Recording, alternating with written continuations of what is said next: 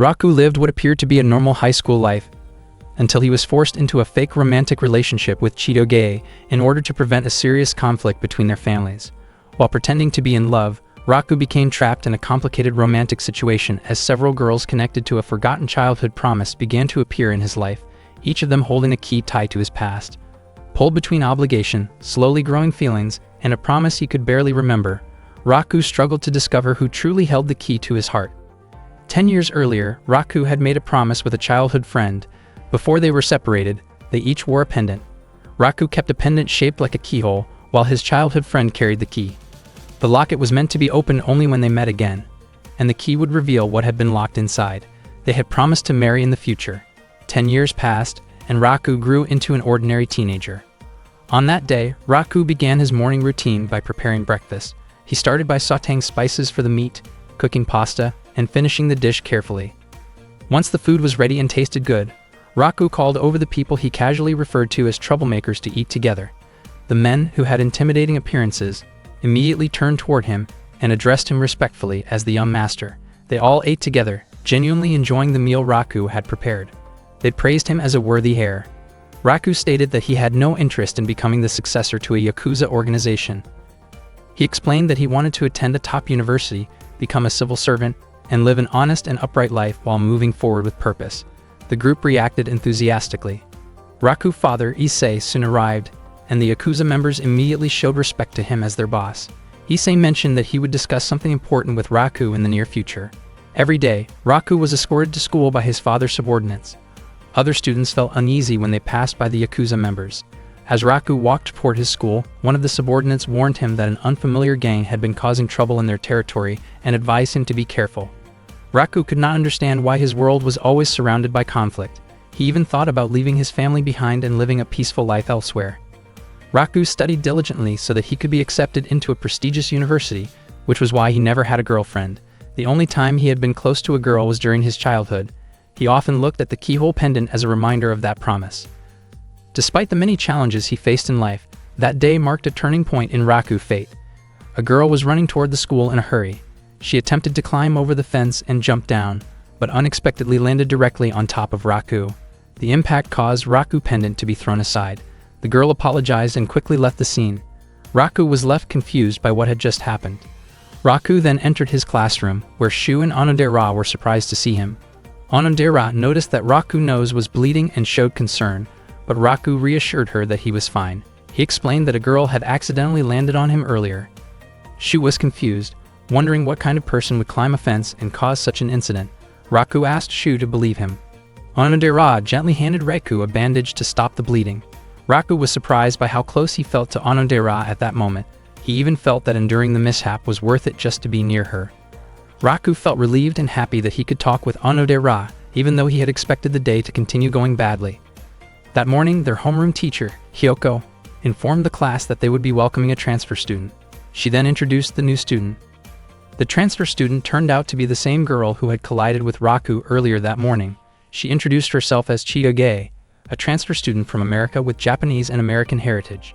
She spoke Japanese fluently and quickly captured the attention of the class with her bright personality. Her appearance and confidence impressed many of the students, and the classroom atmosphere became lively. Hyoko instructed Chitoge to take a seat in the back row. When Chitoge and Raku locked eyes, both of them were visibly surprised. Raku internally labeled Chitoge as a fierce and troublesome girl, while Chitoge appeared equally displeased. Raku still felt unsettled by the earlier incident, while Chitoge believed she had already apologized sufficiently. The students were shocked by the obvious tension between them. Chitoge was confused as to why Raku continued to dwell on the incident, while Raku felt that the situation had been more serious than she realized. Chitoge grew irritated and viewed Raku as overly sensitive, while Raku responded with equal frustration. Their exchange escalated into visible hostility, startling the surrounding students. Although Raku and Chitoge were seated next to each other, it was clear that the two did not get along at all. Raku was confused because it was his first time ever meeting a girl as annoying as Chitoge. Her personality was completely different from Onodera's and also very different from his childhood friend from long ago. Up to that point, Raku still had not reunited with his childhood friend, and deep down he wished that Onodera could have been his first love. Raku then realized that his keyhole pendant was no longer with him. He remembered that the pendant most likely fell earlier that morning when Chitoge accidentally landed on him. During the school break, Raku asked Chitoge to help look for the missing pendant. Chitoge was puzzled about why she had to help him search for it. Raku explained that the pendant was probably lost when Chitoge accidentally kicked his face earlier. Onodera approached Raku and asked what was going on. Raku told her that he was just trying to find something very important to him. Onodera offered to help, but Raku said that since the pendant was lost because of Chitoge, then Chitoge should be the one helping him look for it. Chitoge reluctantly agreed and asked what kind of pendant she was supposed to find. Raku explained that it was his pendant with a keyhole. Upon hearing that, Onodera looked surprised, as if she recognized the object. Chitoge agreed to search for the pendant on one condition. As a trade-off, Raku was not allowed to talk to her at school ever again, because she disliked boys who complained too much about trivial matters. Suddenly, a teacher showed up and asked Raku to help introduce Chitoge to the school environment. The teacher also assigned them the task of taking care of the school's pet. Raku did not understand why all of this kept happening to him. Chitoge reminded him not to talk to her, but Raku thought it would be difficult to complete their task without communicating, especially since they were not even inside the school grounds at that moment. That day, they ended up spending all their time taking care of the school pet, leaving them with no opportunity to search for the pendant. The next day, during class, Chitoge struggled to keep up with the lesson. Noticing this, Raku gave her his Japanese language notes during the school break because he knew she probably did not have enough time to finish copying everything. Chitoge once again reminded him not to talk to her at school and not to interfere in her business. Raku grew increasingly irritated by Chitoge's attitude. The following day, Raku's class had a physical education lesson, and the students were doing warm-up stretches. At that time, Shu asked since when Raku had become close to Chitoge, because Raku was often seen together with her after school. Raku denied being close to her. Shu commented that Chitoge was very beautiful, and that many boys were curious about her. Raku completely disagreed with the idea of Chitoge being considered beautiful. During the class, Chitoge managed to perform an impressive move on the bar, and her classmates cheered and praised her. In Raku's mind, her beauty felt exaggerated and awkward. Chitoge noticed his reaction and responded by acting recklessly, causing a small commotion that the teachers quickly put under control. When Raku arrived home, he still could not believe Chitoge's wild behavior and wondered what kind of environment she had grown up in. Suddenly, one of the Yakuza members mentioned that there was trouble involving a rival group in Alley 3, and they rushed out to deal with the situation. It could be said that Raku lived in a rather rough neighborhood. The next day after school, Onodera gave Raku some bandages to treat his injuries. Raku mentioned that Chitoge was a very intense and intimidating girl. Even so, Onodera thought that Raku was still being kind to Chitoge, since she had seen him lending his notes to her. Raku felt genuinely happy hearing that. Onodera then asked where Raku had bought the missing pendant. Raku explained that the pendant was a gift from someone 10 years ago. Onodera was shocked to hear that. Raku admitted that he had made a promise, which was why he had to keep the pendant with him at all times. Over the next few days, Raku and Chitoge continued searching for the pendant every time they walked home from school. Chitoge complained because despite searching for several days, they had made no progress at all. Raku then asked why Chitoge had suddenly transferred to the school. Chitoge explained that the move was related to her parents' work, but she refused to go into detail when Raku tried to ask more. She clearly did not want to talk about her personal life with him. As Chitoge walked past Raku, he caught her scent, which strangely made him feel as though he had smelled it somewhere before. After growing tired from searching, Raku went to the riverbank and thought about where he might have encountered that familiar scent in the past. Suddenly, he noticed a disturbance caused by a mafia group nearby. He could not believe that the situation around that area seemed to be getting more and more chaotic. The next day, Chitoge arrived late to help Raku search for his missing locket. She admitted that she was irritated because her friends had been spreading rumors that she was dating Raku. In reality, Chitoge did not feel close to him at all, and every day after school, she still chose to help him look for the locket because she believed it was the right thing to do as a decent person. At the same time, Onodera was walking toward Raku because she wanted to help with the search as well. However, she ended up overhearing a heated argument between Raku and Chitoge. The two of them were caught in a tense exchange, blaming each other for the situation. Chitoge could not understand why Raku was panicking so much over a lost locket. In her view, Raku was the type of guy who overreacted to small things, almost like someone who could not sleep without a childhood comfort item. Chitoge acknowledged that it made sense if the locket had been given to Raku by a girl he cared about, but she still could not understand why he kept clinging to such a childish memory from the past. She believed that the girl who gave him the locket had probably already forgotten about it. Chitoge continued to speak harshly, which eventually made Raku lose his temper. He told her to leave if she truly did not want to help anymore. Heavy rain began to fall, and Chitoge immediately walked away after Raku raised his voice at her. Raku never expected that he would end up seriously scolding a girl, and the realization left him shaken. The following day, Raku continued searching for the missing locket on his own. From a distance, Chitoge quietly watched him. At that moment, Raku recalled Chitoge's words about how his childhood friend might have already forgotten him. Those words frustrated him deeply. Suddenly, Onodera approached and informed him that Chitoge had been looking for him. Raku waited, confused about why Chitoge wanted to meet him. Not long after, Chitoge threw the locket toward him. Raku was stunned that she had managed to find it. Onodera later explained that even after their argument, Chitoge had continued searching for the locket in secret. Chitoge did not want Raku to know that she had been doing so all along. Chitoge had also slipped a short note inside the locket, stating that her task was finished and that Raku should no longer speak to her while they were at school. Raku realized that although Chitoge was often irritating, she also had a genuinely kind side. He also understood that some of the things she had said to him were not entirely wrong. It truly might have been time for him to let go of his childhood promise. Suddenly, Onodera expressed that she did not agree with Raku's decision to forget the promise. She believed that if the other person still remembered making that promise, then that person would surely feel hurt if Raku abandoned it. Even if it was a promise made by two children, the fact that it existed meant that the person who made it cared deeply about him. Onodera apologized for saying something that might have sounded strange, but Raku did not mind at all. Instead, he felt grateful because her words helped him feel better. Onodera's face turned red as she looked at Raku. Raku realized that whether or not he would ever meet that person again, he should never forget the promise and must continue to keep it close to his heart. He thanked Onodera and then left. Onodera remained standing there, her face still flushed as she watched him walk away. She felt nervous, and once again, she could not bring herself to say what she truly felt. In truth, Onodera was the girl who had made that promise with Raku in the past. She felt foolish for being unable to confess the truth to him. That evening, Raku returned home, where Issei was already waiting to speak with him, just as he had mentioned before. Issei explained that a long-standing conflict between powerful groups was about to reach a critical point. Raku was shocked and wondered whether it was really acceptable for the situation to continue escalating. Issei then revealed that the leader of the opposing group was actually an old friend of his, and that the man had a daughter around Raku's age. Because of this, Issei planned to pair Raku with that daughter. Raku was stunned by the idea, but it turned out to be a strategic arrangement.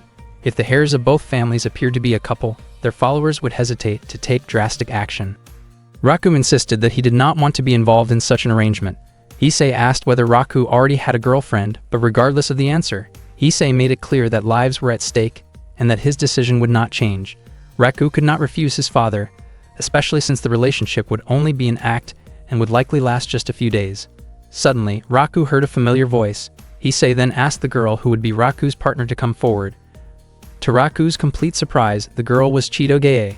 In that moment, everything finally made sense to him. Why Chitoge had suddenly transferred schools, why she avoided talking about her family, and why the scent around her had always felt familiar. It was the same sharp scent he associated with gunpowder.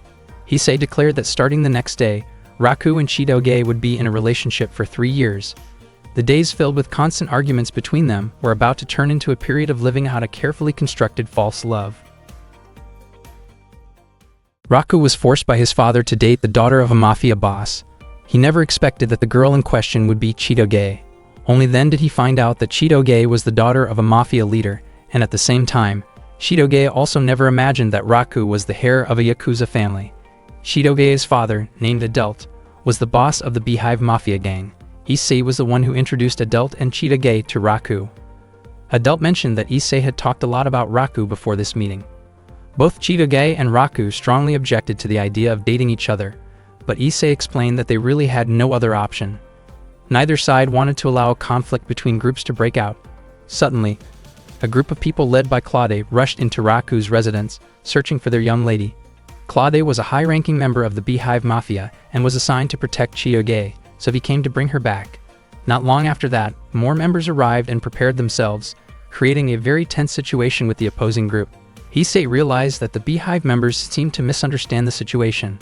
Issei and Adult then explained together that Raku and Chitoge were a couple who were deeply in love. Everyone present was shocked and clearly found it hard to believe. Claude even looked to his boss for confirmation. Adelt admitted that both he and Issei had already given their blessing to the relationship. The Yakuza members were deeply moved, because they had been worried for a long time that Raku still did not have a girlfriend at his age. Some of them even started thinking about celebrating the news. Claude was also emotional, as he suddenly realized that Chitoge had grown up. He never imagined that the young lady he had protected since childhood would one day become a mature and independent young woman. Knowing this made him genuinely happy. The Yakuza members agreed to maintain peace for Raku's sake, and the Beehive Mafia members were also willing to support Chitoge so she could date without trouble. Raku and Chitoge both tried to deny their relationship. Raku teased Chitoge with a nickname that compared her strength to a gorilla, while Chitoge teased Raku by comparing him to a bean sprout. The tense atmosphere quickly escalated when both sides reacted strongly to the teasing, and the situation almost turned dangerous. Issei and Adelt immediately stepped in and made it clear that any harm toward either Raku or Chitoge would not be tolerated. The subordinates then asked again whether Raku and Chitoge were truly dating. Seeing no other way out, both of them felt pressured and had no choice but to go along with the story. Raku explained that he and Chitoge were indeed in love. He clarified that the nickname he gave her was meant as a compliment, because she was as strong and dependable as a gorilla. He also emphasized that his feelings for her were not ordinary. Chitoge responded in the same way, explaining that she called him a bean sprout because of his very pale skin. They even started calling each other affectionate names. The faces of the subordinates turned red with embarrassment, and they became convinced that Raku and Chitoge were truly in love. That night, Raku and Chitoge sat together while looking up at the sky. They felt unable to complain about the situation, since they had no real choice other than to go along with it. Chitoge admitted that she did not even know what people were supposed to do while dating. Raku also confessed that he had no idea because he had never dated anyone before. Chitoge then admitted that she also had no dating experience, since she was not very good at romantic things. Raku thanked Chitoge for finding his locket. Chitoge explained that she felt bad hearing Raku constantly worrying about it. She became curious about why the locket was so precious to him and wondered if it was connected to someone important from his past. Raku then shared that the locket had been given to him by someone 10 years earlier. When his father once took him on a trip, he became close to a girl he met there. Before they parted ways, the girl gave him the locket as a symbol of their promise to meet again someday. Raku could no longer remember her name or face, but he still remembered the promise itself. He assumed that Chitoge might dislike something like that, because it involved holding on to the past. Chitoge explained that what she truly disliked were men who remained stuck in past mistakes and never tried to change themselves. As for a romantic promise like that, she actually found it sweet. Raku started thinking about ways to handle the situation, since dating Chitoge would definitely be exhausting for him. Chitoge, on the other hand, was also reluctant to date Raku. In the end, the two of them continued to tease each other, even though neither of them was happy about being in this relationship. The next morning, when Raku woke up from his sleep, one of his father's subordinates informed him that a guest had come to see him. Raku immediately went to meet the visitor and was surprised to find Chitoge there with her father. With a teasing grin on her face, Chitoge invited Raku to go on a date that very day. Hearing this, Raku was taken aback. He wondered why he had to go on a date with Chitoge. It turned out that because they were considered to be a couple, they were expected to do activities that couples normally do, such as going on dates together. Raku and Chitoge walked around the downtown area together. Unbeknownst to them, members of the Beehive Mafia and the Yakuza were watching them from a distance. Chitoge did not understand why she had to be put in a situation like this. According to Raku, there was no other choice but to go along with it, and he asked what they should do next. Chitoge admitted that she did not know either, because in her opinion, it was usually the man who was supposed to take the lead. Raku had never dated anyone before, but he had often imagined his ideal date with Onodera. In his imagination, they would chat together at a cafe, watch a movie, eat a meal together, and take a relaxing walk through a beautiful park. Raku suggested that they visit a cafe, but to his surprise, Chitoge kept criticizing the drinks and food that were served. After that, they went to a movie theater. Chitoge chose an action-packed movie, while Raku preferred an emotional film that was currently very popular. In the end, they decided on a romantic movie, since that was the kind of film people usually watched on dates. However, Chitoge ended up falling asleep before the movie was over. Raku never expected that a girl like Chitoge would look much cuter while sleeping than when she was being loud and restless. After the movie ended, Chitoge asked Raku to buy her some juice because she was thirsty. Raku felt irritated and realized once again that Chitoge really did not have a soft or gentle side at all. While Raku was buying the juice, Chitoge was approached by a group of rude men. She said that she was waiting for someone, but they kept bothering her. Even Claude and the others who were keeping watch from afar felt annoyed by the situation. The men continued to bother Chitoge, and she was already preparing to deal with them herself. Suddenly, Raku returned, grabbed Chitoge by the arm, and pulled her away as he started running. Chitoge was shocked and could only follow wherever Raku led her.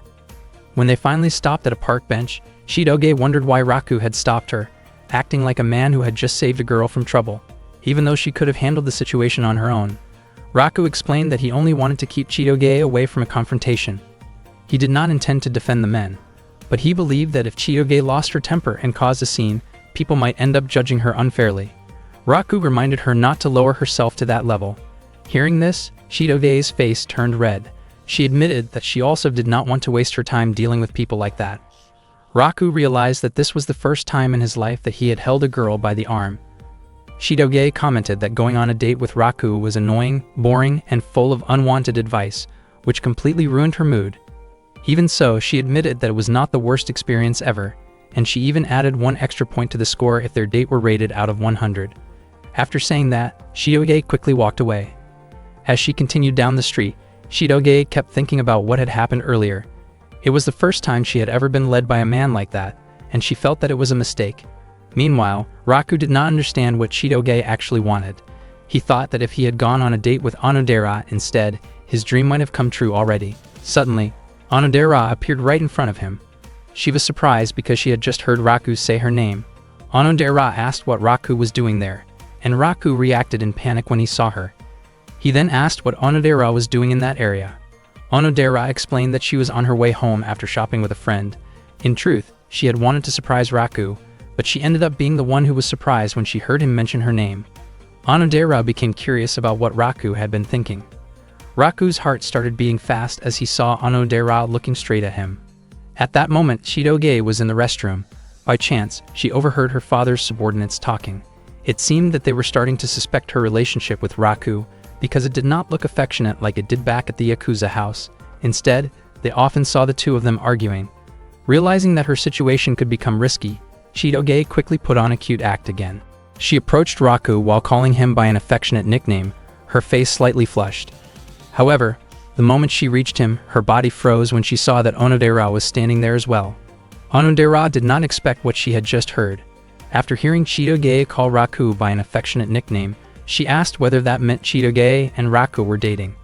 Raku and Chitoge immediately denied it, but they both realized that their father's subordinates were watching them closely. Raku had no idea what to do, especially because he did not want Onodera to think that he was in a relationship with Chitoge. Unexpectedly, Chitoge suddenly held onto Raku's arm and claimed that she and Raku really were a couple who had just started dating. Onodera was shocked by that statement. Raku froze, unsure how to react. Chitoge then urged Raku to go along with it. She understood that Raku would feel embarrassed if their classmates found out, but at that moment, their safety was what mattered most. Maybe if it were only their classmates, Raku would not care. But the real problem for him was that he did not want Onodera to believe he was dating Chitoge. Onodera admitted that the news surprised her because she had never known about it before. Raku tried to deny it again, but Chitoge kept insisting on the opposite. Feeling irritated, Chitoge lightly stepped on Raku's foot to get his attention, then excused herself and left. Onodera asked whether it was really okay to let Chitoge go home alone. Raku replied that it was fine because he would catch up with her later. Meanwhile, Claude felt that even though he could not follow Raku and Chitoge everywhere, something about their relationship seemed off to him. He decided that he would eventually confront Raku for getting too close to Princess Chitoge, though his intention was more about setting things straight than causing trouble. Raku then tried to explain to Onodera that he and Chitoge did not have the kind of relationship she was imagining. However, Onodera became even more convinced that Raku was simply too shy to admit it. She said that she understood his feelings, but in her view, Raku did not need to treat Chitoge so coldly because it came across as unkind. Onodera also felt that Raku and Chitoge looked very compatible and even seemed like a couple deeply in love. Raku never expected Onodera to believe the story so completely. Onodera prepared to leave, assuming that Raku and Chitoge were on a date. But before she went home, Raku asked whether she had ever seen his locket before, perhaps when they were younger. Onodera said that she had never seen a locket like that at all, and she suggested that Raku should hurry and find Chitoge. After night fell, Raku searched around the park for Chitoge. He apologized for making her wait so long. Chitoge scolded Raku, saying that even though she had tried her best, Raku had ended up doing the opposite of what she expected. Raku bought dorayaki as a way to apologize. His face turned red as he admitted that everything really was his fault. Chitoge was surprised that Raku was actually aware of his mistake. Raku urged her to try the dorayaki right away, but when she opened the package, it turned out she did not like dorayaki at all. That night, Onodera returned home, where her mother offered her a new dorayaki flavor. Onodera chose to go straight to her room instead. She looked at an old photo of Raku from when he was a child and felt conflicted because she had not told him the truth. She realized that by staying silent, it was only becoming harder for her to ever say what she really felt to Raku.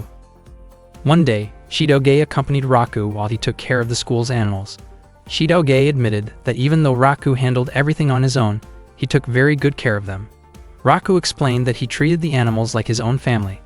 Unexpectedly, many of the animals he fed became overly energetic and crowded around him, but Raku laughed happily and casually complained about how troublesome they were. Chitoge asked how many animals were actually there. Raku said there were about 90, which shocked Chitoge and made her say that the place felt like a zoo. Some of the animals had names while others did not. Chitoge wondered why only some were named even though Raku considered them family. It turned out that precisely because he saw them as family, Raku was very careful when choosing names. One animal was named Divine Spacer Kiyoshi, which Chitoge felt was far too long. Raku then told Chitoge that she could name the animals instead, but she ended up just numbering them. Raku pointed out a few animals he had already named, such as Rodriguez IV, the turtle, and Crusher Kato, the chicken. Chitoge reacted with curiosity, casually wondering what kind of food those animals might like, which made the moment feel awkward but lighthearted. In the past, a young Raku approached a little girl and asked why she was crying. The girl explained that the picture book she was reading had a sad ending. She said she loved the book very much, but the story made her heart ache. After hearing that, Raku changed the ending into a happy one. The girl felt relieved and happy because the new ending was beautiful. She smiled warmly and asked for Raku's name. However, before she could say her own name, the adult Raku suddenly woke up from his sleep. That moment from his childhood had once again appeared in his dream. Yet even now, Raku still could not remember the little girl's name. His face turned red as he recalled the girl's face from the dream, but he felt irritated because the dream never continued, even though he dreamed about her quite often. That morning, Raku quickly prepared breakfast while his mind was still stuck on the dream. After yesterday's conversation with Onodera, it was already clear that Onodera was not the girl from the pendant promise in his past. On top of that, Onodera had also been thinking about the fact that Raku was already dating Chitoge. Raku suddenly let out a frustrated scream, feeling overwhelmed by everything that was happening to him. His reaction made the Yakuza members around the house feel worried. After that, Raku headed to school with the intention of talking to Onodera to clear up the misunderstanding. He remembered Onodera's words about how the girl from the promise must have truly cared about him. Raku wondered whether that girl was still holding on to the key after all those years. Suddenly, Chitoge greeted Raku affectionately from across the street. Raku was surprised to see how exhausted Chitoge looked. She explained that she was tired because of what happened the day before. It turned out she had been overwhelmed by endless questions about her relationship, asked by her father's subordinates. Chitoge felt irritated because even at home, she could not catch a break. Raku realized that school might be the only place where they could relax, even just a little. Chitoge wondered how long this situation would last and whether it really had to continue for 3 years. According to Raku, the most troublesome person was Claude, since he was completely suspicious of their relationship.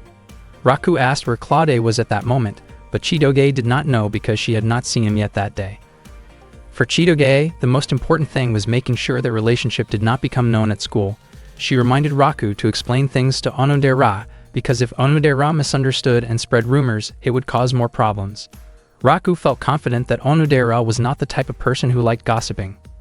As soon as Raku opened the classroom door, he saw Onodera chatting with 2 of her friends. Onodera immediately greeted him. Just as Raku was about to explain what had happened the day before, all the students in the class suddenly congratulated him and Chitoge on becoming a couple. Their classmates hoped that the relationship would last all the way to marriage. Raku quickly tried to deny it, but Shu explained that on the previous Saturday, Itano and Shirogasaki had seen them together and assumed their relationship was real. Shu admitted that he felt jealous, since he never expected Raku to be the first one to get a girlfriend.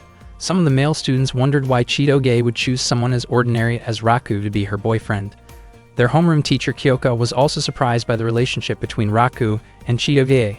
Raku tried to deny everything and clear up the misunderstanding, but at that moment Claude was secretly watching them from outside the classroom. Raku and Chitoge were shocked when they noticed Claude there.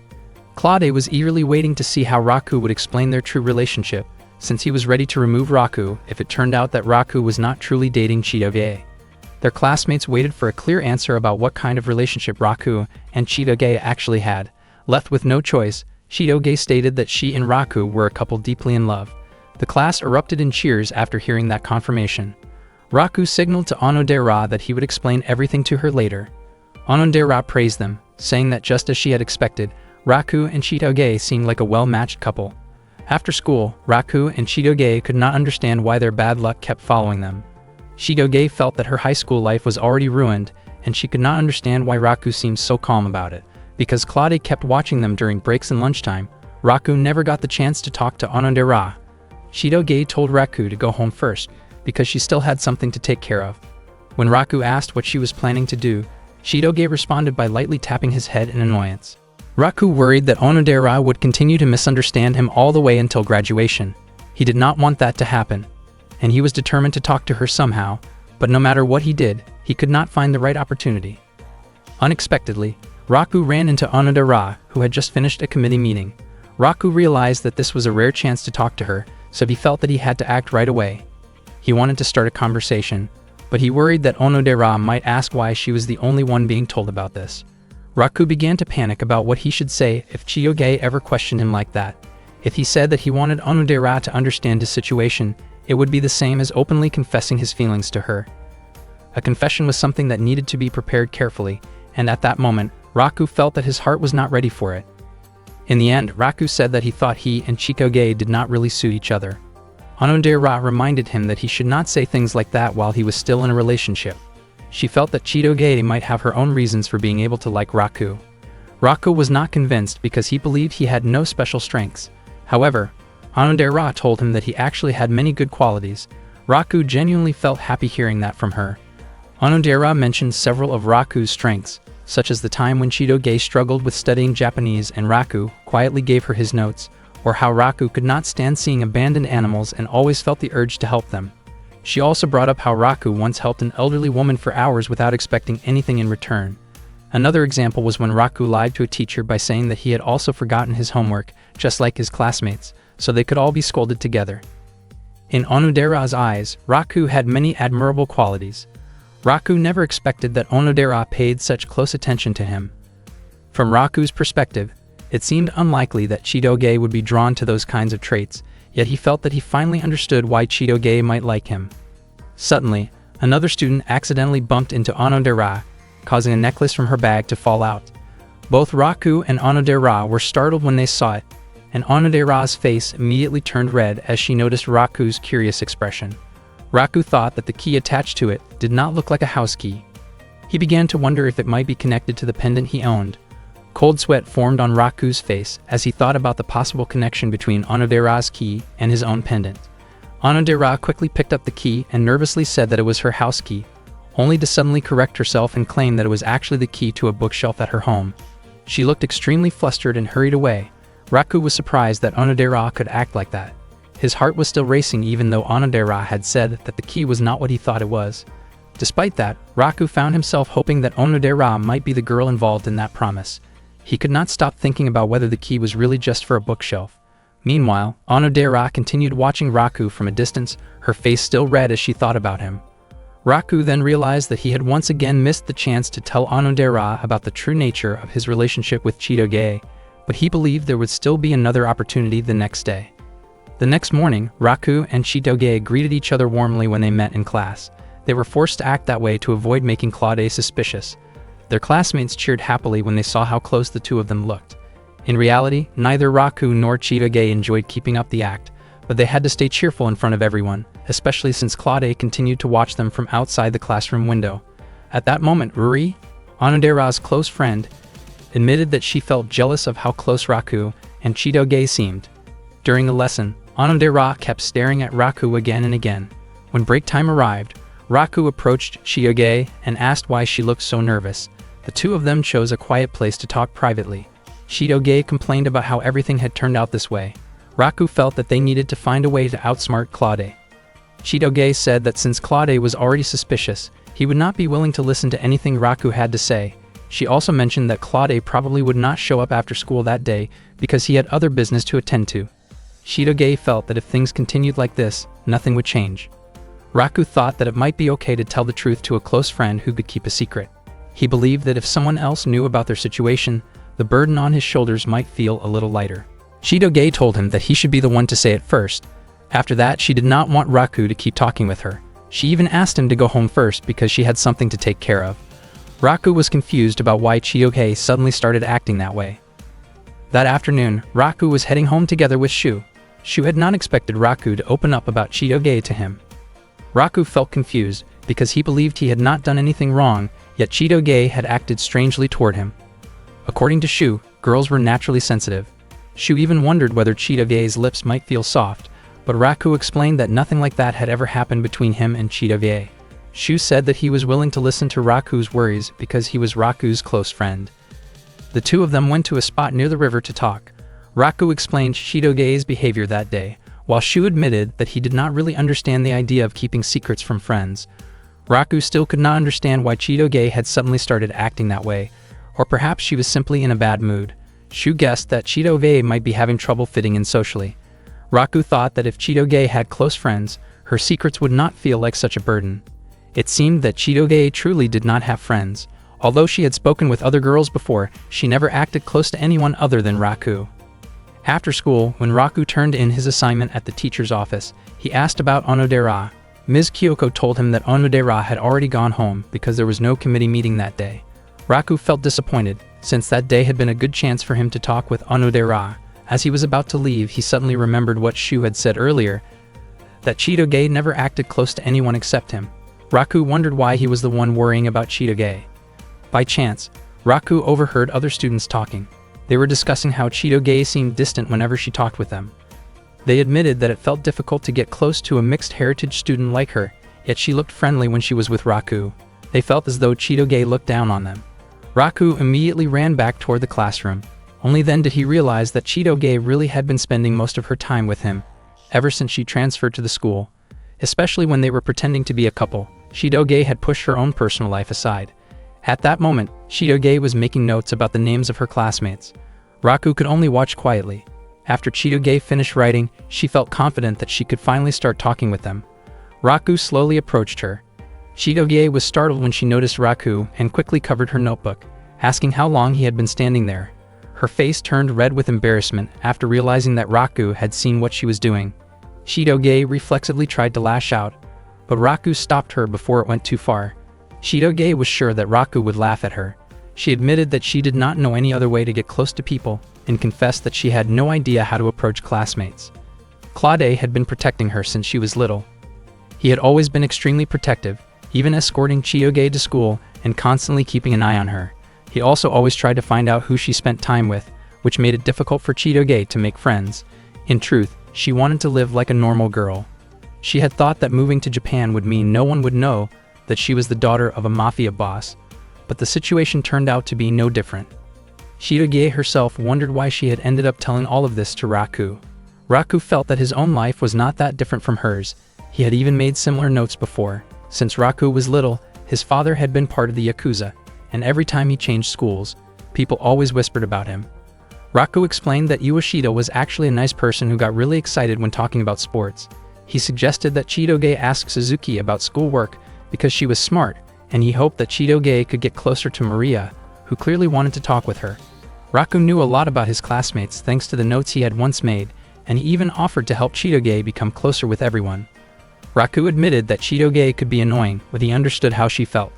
Chitoge's face turned red, yet she acted as if she was reluctantly accepting Raku's help. Raku became even more convinced that Chitoge was not cute at all. Chitoge stated that she would not act sweet toward Raku, because their relationship was only pretend. Unexpectedly, that conversation was overheard by Onodera, who was standing at the front of the classroom. She was shocked and could not understand what was really going on. One morning, Chitoge headed to school together with Raku. Suddenly, two fellow students came over to greet Chitoge. At first, she looked very nervous, but moments later she started talking about sports. They seemed very comfortable chatting about a sports match from the previous night. Raku noticed that the note she had prepared earlier seemed to help a lot. From that day on, little by little, Chitoge managed to grow closer to her classmates. She was not the type of person who struggled to make friends. Rather, her natural personality allowed her to connect easily once she was given the chance. That day, Chitoge was assigned to take care of the plants at school, and she quietly sang to herself because she felt happy. Her high school life was finally going the way she had imagined. Her mood even improved whenever she saw the school's plants and animals. She proudly told Raku that she was planning to go to McDonald's with her friends later. Raku did not feel jealous, since he also went there often. In Chitoge's mind, she felt that if she were to break up with Raku, her life might become even more perfect. Previously, whenever Raku was near her, Chitoge always showed a sulky expression, but this time she actually smiled at him. Unfortunately, Raku misunderstood her attitude. Chitoge had not really changed at all, and was still the same troublesome girl as ever. At the same time, Ruri and Onodera were watching them from a distance. Ruri did not like how close Raku and Chitoge seemed to be. Instead, she was worried about Onodera's feelings, since she realized that her best friend had feelings for Raku. Hearing this, Onodera was surprised and tried to deny it, but Ruri was completely convinced that Onodera liked him. Onodera felt that she was nothing more than an obstacle, because Raku already had a girlfriend. Ruri confidently stated that she believed Raku also had feelings for Onodera. Onodera's face immediately turned red, and she could hardly believe what Ruri was saying. Ruri had been watching the two of them for a long time and even suggested that Onodera should try dating Raku. Onodera admitted that Ruri's words were painfully honest. Ruri gently patted Onodera's head and reminded her that there was no rule saying Onodera could not get close to someone just because that person liked someone else. Onodera realized that Ruri had a point. Ruri told her not to worry and promised to create an opportunity for her. She then walked straight toward Raku, making Onodera panic and worry about what Ruri might say to him. In the end, Ruri simply suggested having a group study session in Raku's room. Raku was surprised by the idea, but immediately agreed. After school, Raku invited Ruri, Onodera, Shu, and Chitoge to his house. They were greeted by members of the Yakuza. One of them, Ryunosuke, asked whether Raku was planning to hold a study session. Raku asked Ryunosuke to prepare some tea right away. He did not understand why Ruri had suddenly suggested studying at his place. He also never expected that Onodera, the girl he liked, would join them, which made him feel extremely grateful. Ruri then asked why Shu had come along as well. Shu explained that there was nothing wrong with him joining, especially since he and Ruri were both glasses-wearing classmates. Raku wondered if this had all been Onodera's idea and tried to get Ruri to admit it. At that moment, Raku and Onodera accidentally made eye contact, but Onodera quickly looked away, her face turned red, and she could not bring herself to look at Raku. The group then headed toward Raku's room. Raku tried to calm his racing heart, but suddenly Chitoge started moving around excitedly in front of him, prompting Raku to wonder what was making her so nervous, or rather, so cheerful. Chitoge admitted that it was her first time ever studying in a group with friends, and wondered if it was wrong for her to feel that happy. When they arrived at Raku's room, Ruri was amazed by how spacious it was. Shu mentioned that it had been a long time since he had last been there. Chitoge, on the other hand, commented that the room felt small and had a strange smell. Raku felt irritated that Chitoge would say something like that in front of Onodera. Onodera's face turned red when she noticed the familiar scent of Raku's room, making her feel even more embarrassed. Once again, Onodera and Raku accidentally locked eyes, but she quickly turned her face away. She was truly too shy to look at him directly. Not long after, Ryunosuke arrived with tea for everyone. Raku picked up the tea tray, and Onodera hurried over to help him. However, when their hands accidentally touched, Onodera panicked and ended up tossing the tray into the air. Ryunosuke immediately became flustered and asked whether Raku was all right, while Onodera, overwhelmed with embarrassment, quickly apologized. At that moment, Raku felt so restless that he did not know what to do. He tried to calm himself down and focus on his assignment. Onodera asked Ruri to help her with a problem she found difficult, but instead, Ruri told Raku to help Onodera. Onodera was surprised and wondered why Ruri had pointed her toward Raku instead. Ruri admitted that she was not good at that particular subject. Onodera found it strange because Ruri had been able to solve even harder problems the day before. Worried then asked Onodera not to question her any further. Onodera quickly approached Raku, looking nervous as she asked for his help.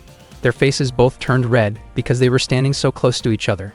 At that moment, Raku's heart was beating extremely fast, not only because Onodera was right beside him, but also because he was not confident in math. He did not know what to say to her and even worried that she might be able to hear how fast his heart was pounding. Raku tried to calm himself, but the math problem truly was difficult. Suddenly, Chitoge suggested that they should align the variables first. Raku told Chitoge that she should just focus on her own assignment. Chitoge replied that she had already finished it, which Raku could hardly believe since the homework that day was 3 full pages. Chitoge then showed the completed assignment to him. Raku was shocked and realized that Chitoge was actually smart, even though he had assumed he was better than her. It turned out that when Chitoge studied in America, she consistently earned straight A grades. She was also willing to help Onodera. Onodera felt very happy because Chitoge explained everything in a clear and easy-to-understand way. Hearing the praise, Chitoge laughed cheerfully and looked down at Raku with confidence. Raku felt extremely annoyed and silently wished she would stop acting so smug. Not long after that, Chitoge suddenly asked whether there was a guy that Onodera liked. Both Raku and Onodera were caught off guard by the question. Raku wondered why Chitoge would bring up something like that, but to Chitoge, it was a normal topic among girls. Onodera admitted that she did not have feelings for anyone yet. Hearing that, Raku smiled to himself because it meant he still had a chance. Chitoge also admitted that she did not like anyone at the moment and hoped she would experience something romantic someday. Their classmates felt confused by Chitoge's statement, and realizing the awkward atmosphere, Chitoge claimed that she was only joking. Raku immediately played along to help smooth things over. They continued acting close so their classmates would not grow suspicious.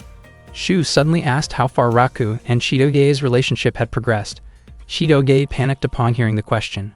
Raku quickly stopped Shu from continuing and led him outside, clearly uncomfortable with the topic. Raku warned Shu not to talk about things like that. He then explained the fake dating situation and asked Shu to keep his secret. However, Shu revealed that he had known from the start and had only pretended not to know so he could enjoy the situation. Raku was surprised that he had ended up telling Shu everything. Shu advised Raku not to let Onodera misunderstand anything and suggested that Raku should be honest and confess his feelings to her. Shu even offered to help, as he believed that Onodera had feelings for Raku as well. Raku was shocked and felt that such a possibility was hard to believe. Raku and Shu then returned to the others. Raku kept thinking that if Onodera truly liked him, his life would become incredibly happy. Unbeknownst to him, several Yakuza members were watching from a distance. They were suspicious because there seemed to be no progress in Raku and Chitoge's relationship. Even inviting Chitoge to his house required bringing other friends along. The Yakuza members decided to help Raku grow closer to Chitoge. They asked Raku and Chitoge to retrieve some expensive tea stored in the warehouse. Ruri felt relieved because she had been feeling awkward around Onodera at the time. When they arrived at the warehouse, Raku asked Chitoge to go inside with him, but she refused and chose to wait outside. Suddenly, someone pushed them both inside and locked the door from the outside. It turned out that the Yakuza members had done it on purpose to give Raku and Chitoge time alone together. Raku repeatedly knocked on the warehouse door, but it was no use. He wondered why the Yakuza members would go that far, especially after they claimed they could only help up to that point. Despite the situation, Raku remained calm because he believed they would eventually find a way out, especially since there was a ladder and a window inside. He apologized to Chitoge for the Yakuza members' actions. Unexpectedly, Chitoge held on to Raku tightly from behind. She was extremely frightened and reacted defensively when she realized how close they were. Chitoge admitted that she felt uncomfortable in dark, confined spaces due to a past experience where she had been stuck inside a washing machine for several hours. She asked Raku to stay still because holding on to him helped her feel calmer. At that moment, Raku realized that there was another side to Chitoge he had never seen before. Being so close to her, he became aware of her shaky breathing and her teary eyes, and he could sense the warmth of her presence. Raku admitted to himself that Chitoge truly had a gentle and charming side. However, he quickly pushed those thoughts away, reminding himself that he had already decided to give his heart to Onodera. Chitoge noticed a ladder and wondered whether they could get out through the window, but her condition at the time made it impossible for her to climb. She asked Raku to go out first and look for help, yet he could not bring himself to leave her alone in the storage room. He believed the Yakuza members would eventually open the door, so he chose to stay and keep her company. Chitoge grew irritated, feeling that Raku was trying too hard to act cool in a way that did not suit him. After that, she suggested that they talk. because staying silent would only make her feel more scared. Raku did not even know what they were supposed to talk about.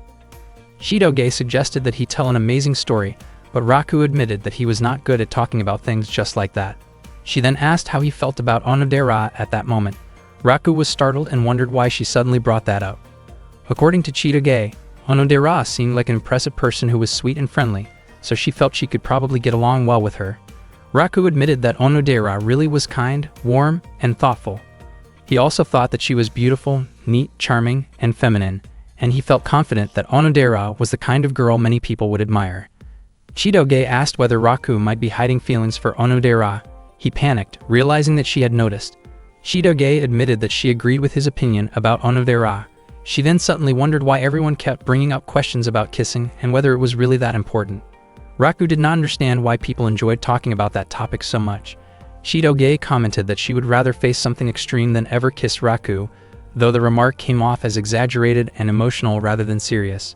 Raku became convinced that she had never kissed anyone before. Chitoge, on the other hand, suspected that Raku was the inexperienced one, while she claimed to have kissed many people, explaining it as a form of greeting in other countries. Raku pointed out that they were talking about kissing on the lips, not a friendly greeting on the cheek. They kept arguing back and forth about the subject. As the debate went on and became more heated, Raku unexpectedly stopped feeling scared. Because of that, Chitoge felt confident that she could finally climb the ladder. She quickly stood up, but then she stumbled and her body landed right in front of Raku. Their faces turned red because they were suddenly so close that it looked as if they were about to kiss. At that moment, Claudia arrived and opened the storage room door. Seeing how close they were, he teased Raku, implying that he should not rush things like that. Ruri then appeared and admitted that she felt relieved, since she had been worried about them the entire time. Unexpectedly, Onodera also arrived and saw the scene. Her face turned red, and she apologized for interrupting before quickly leaving the area. Raku felt deeply upset because Onodera had misunderstood the situation. He never imagined that such drama would bring their group study session to an abrupt end. That night, after taking a bath, Chitoge read through a friend's notebook. Before this, she had viewed Raku as loud, overly heroic, and annoying. She added a note about him, writing that he might possibly have a good side, though it seemed like it was probably just her imagination. In the end, she thought of Raku as nothing more than a bean sprout. Earlier during the group study session, Onodera had gone to look for the restroom, leaving Ruri alone with Shu. Shu asked whether Ruri had ever kissed anyone, which caught her completely off guard. Ruri refused to answer and wondered why Shu was suddenly acting so familiar with her. She brought up her suspicions about the relationship between Raku and Chitoge, feeling sure that Shu knew something. But he only continued teasing her, making her feel uncomfortable and turned off by his attitude. Meanwhile, Onodera became confused about where the restroom was and decided to ask Ryunosuke for directions. That day, during the break, Raku bought a drink from the school vending machine. His mind was still stuck on what had happened at his house the day before. He desperately wanted to forget the incident with Chitoge in the storage room, but he could not stop worrying about Onodera, who might have misunderstood what she saw when Raku and Chitoge were together there. When Raku reached the area near the classroom, he noticed Ruri trying to cheer Onodera up and telling her not to stay gloomy. Onodera explained that she felt like she could not interfere in someone else's relationship. Unfortunately, Raku could not clearly hear their conversation. Ruri then asked why Onodera was still keeping that key and whether she was still searching for the boy she had made a promise with 10 years ago. Hearing this, Raku began to wonder if Onodera might be the girl from that promise long ago. Ruri continued encouraging Onodera to give herself a chance to express her feelings to Raku and even planned to ask Chitoge for help. Ruri was very confident that Raku truly liked Onodera, especially because she strongly suspected something complicated about the relationship between Raku and Chitoge. That same day, Ruri asked Chitoge for help by inviting her to join the school swimming team. Ruri explained that the swimming team would hold a group practice the next day, but they were short on members. She chose Chitoge because of her excellent athletic ability. Chitoge did not mind at all since she genuinely enjoyed sports, although she was surprised to see Raku there as well. Raku was confused about why Ruri had invited him, considering it was a girls' swimming team. Ruri explained that she needed Raku's help to support someone. Raku, however, was still distracted by the conversation about the 10-year promise that Ruri and Onodera had earlier that morning, making it hard for him to focus. Suddenly, Onodera arrived and was confused about why Ruri had signed her up for the swimming team even though she could not swim. Raku was startled when he saw Onodera in a swimsuit. He had not expected how sweet and charming she looked in it. Onodera became extremely nervous upon noticing Raku, while Raku kept wondering why she continued carrying the key she referred to as a bookshelf key. Onodera's face turned red as she stood there, unsure of what to do. Shidoge quickly scolded Raku for staring too much and snapped him out of it. At that moment, Onodera began to wonder if Raku might actually have feelings for her. She felt awkward being so close to him. Suddenly, Ruri casually brought up what Raku and Shidoge had been doing together in the dark storage room the day before. The question shocked everyone, and Onodera was confused as to why Ruri would mention that. Raku explained that it had only been an accident caused by losing balance. Hearing this, Onodera felt relieved and realized that Ruri had asked the question for her sake. Ruri then made sure that nothing inappropriate had happened between them. Not long after, Shu approached them, having come specifically to watch Onodera and Chidoge help the swimming team. He was clearly impressed by Chidoge and Onodera, though he showed no such interest in Ruri. Annoyed by his attitude, Ruri pushed Shu into the pool to shut him up. She then firmly warned him to stop causing trouble. Ruri explained that she had asked Raku to help teach Onodera how to swim. Both Raku and Onodera were shocked to hear this. Chidoge looked excited, while Raku became visibly nervous. Onodera's face turned bright red when she realized that Raku would be the one teaching her. It turned out that Ruri had planned everything without telling Onodera beforehand. Chidoge wondered why Ruri had invited Onodera, even though she could not swim. Onodera apologized to Chidoge for the sudden situation, but Chidoge did not mind at all and even said that she was enjoying herself.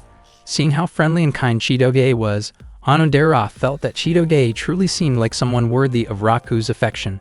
Suddenly, a suspicious man approached while disguised, offering to help Chidoge with sunscreen. Ruri immediately kicked him away, revealing that it was actually Shu in disguise. She told him to go home if he was only going to cause trouble. Meanwhile, Raku wondered whether Claude had been watching him the day before. If Claude had been there, Raku was certain that Shu would not have acted so recklessly. In fact, Claude was watching Chidoge from a distance and was surprised to realize how much she had grown up. Chidoge demonstrated to Onodera how to jump and swim in the pool. She moved skillfully through the water, kicking swiftly, and when she reached the edge of the pool, she checked whether Onodera understood the idea. Onodera was completely amazed by Chidoge's impressive movements. Raku thought that Chidoge was so skilled that her technique might actually be difficult for a beginner to follow.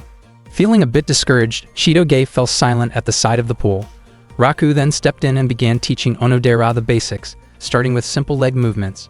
Raku felt genuinely happy to be able to teach Onodera privately, especially since she was standing so close to him. He did not expect to be guiding her so closely, even holding her hand to help her balance. Onodera's hand felt warm and soft, and with a flushed face, she asked him not to let go.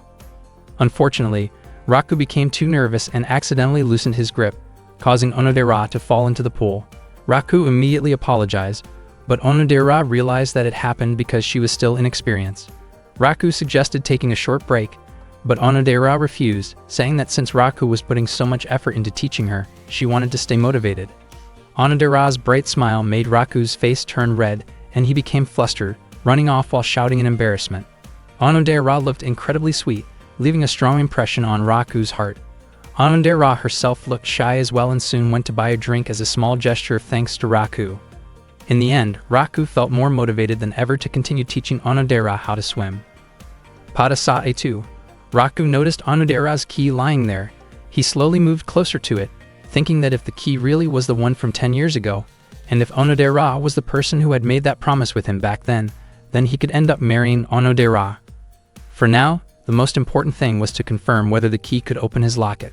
Raku then tried to insert the key into the keyhole of his locket. Unexpectedly, the key would not fit at all, and he suspected that it was a different key. Suddenly, Onodera arrived carrying tea together with Chiyoge and Ruri. Raku was startled by their sudden appearance. Onodera looked confused and wondered why Raku was holding what appeared to be a key from the girls' changing room. The situation quickly escalated, and they restrained Raku, completely misunderstanding what was happening and assuming the worst about his intentions. Raku desperately tried to explain the misunderstanding, but they did not listen. He himself was confused about why the changing room key had such a strange design. Ruri explained that the principal had designed it and that the principal's taste seemed old-fashioned. Onodera believed that everything was just a misunderstanding and that Raku was not the type of person who would do something inappropriate. Hearing Onodera defend him like that deeply moved Raku. Because of Onodera's trust, Ruri released Raku and asked him to continue teaching Onodera how to swim again the next day. Raku thanked Onodera sincerely for believing in him. Ruri then apologized to Chitoge for having to borrow Chitoge's boyfriend to help Onodera practice swimming. Chitoge became flustered when Ruri mentioned the word boyfriend, and her reaction made Ruri even more suspicious. The next day, Raku returned to the swimming pool to teach Onodera again. Not long after that, Chitoge came over to them. Raku felt curious about why Chitoge was not wearing the same swim outfit as before. Chitoge explained that everything had been rushed the previous day and that she had not prepared a proper school swim uniform. She teased Raku by implying that he seemed very curious, which led Raku to comment that things would be easier if her behavior were calmer. Hearing that, Chitoge immediately got upset and lashed out at him, then asked about Onodera's progress. Raku explained that as long as Onodera used a flotation device, she would be able to manage. Chitoge was shocked, thinking that meant Onodera still could not swim properly at all. Raku felt that this was normal, since no one could master swimming with just one day of practice. They continued arguing back and forth until Onodera arrived with Ruri. Raku asked if Onodera was feeling okay. Onodera said that she had practiced swimming techniques in the bathtub.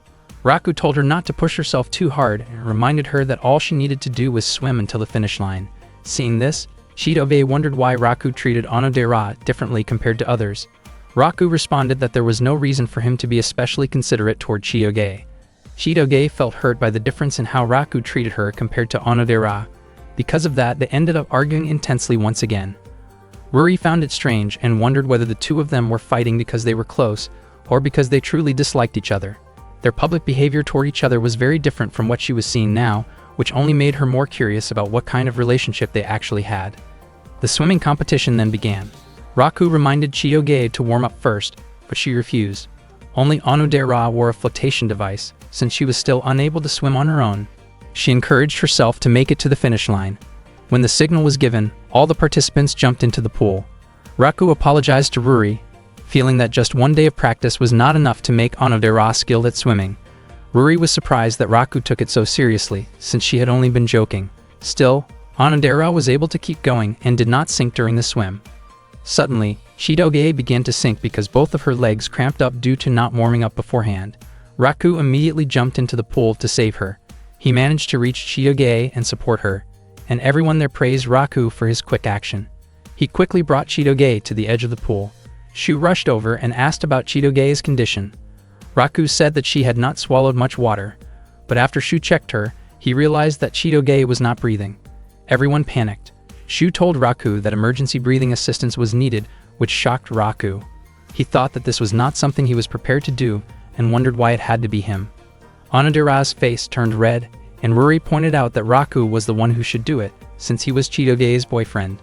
Raku never expected that he would end up having to give emergency rescue breathing to Chitoge in front of so many people, especially with Onodera being there as well. However, because it was an urgent situation, someone had to step in and help. In his mind, Raku could not stop thinking about how giving rescue breathing felt no different from putting his lips close to hers. He felt extremely conflicted and hesitant, but in the end, he decided that helping her was the right thing to do.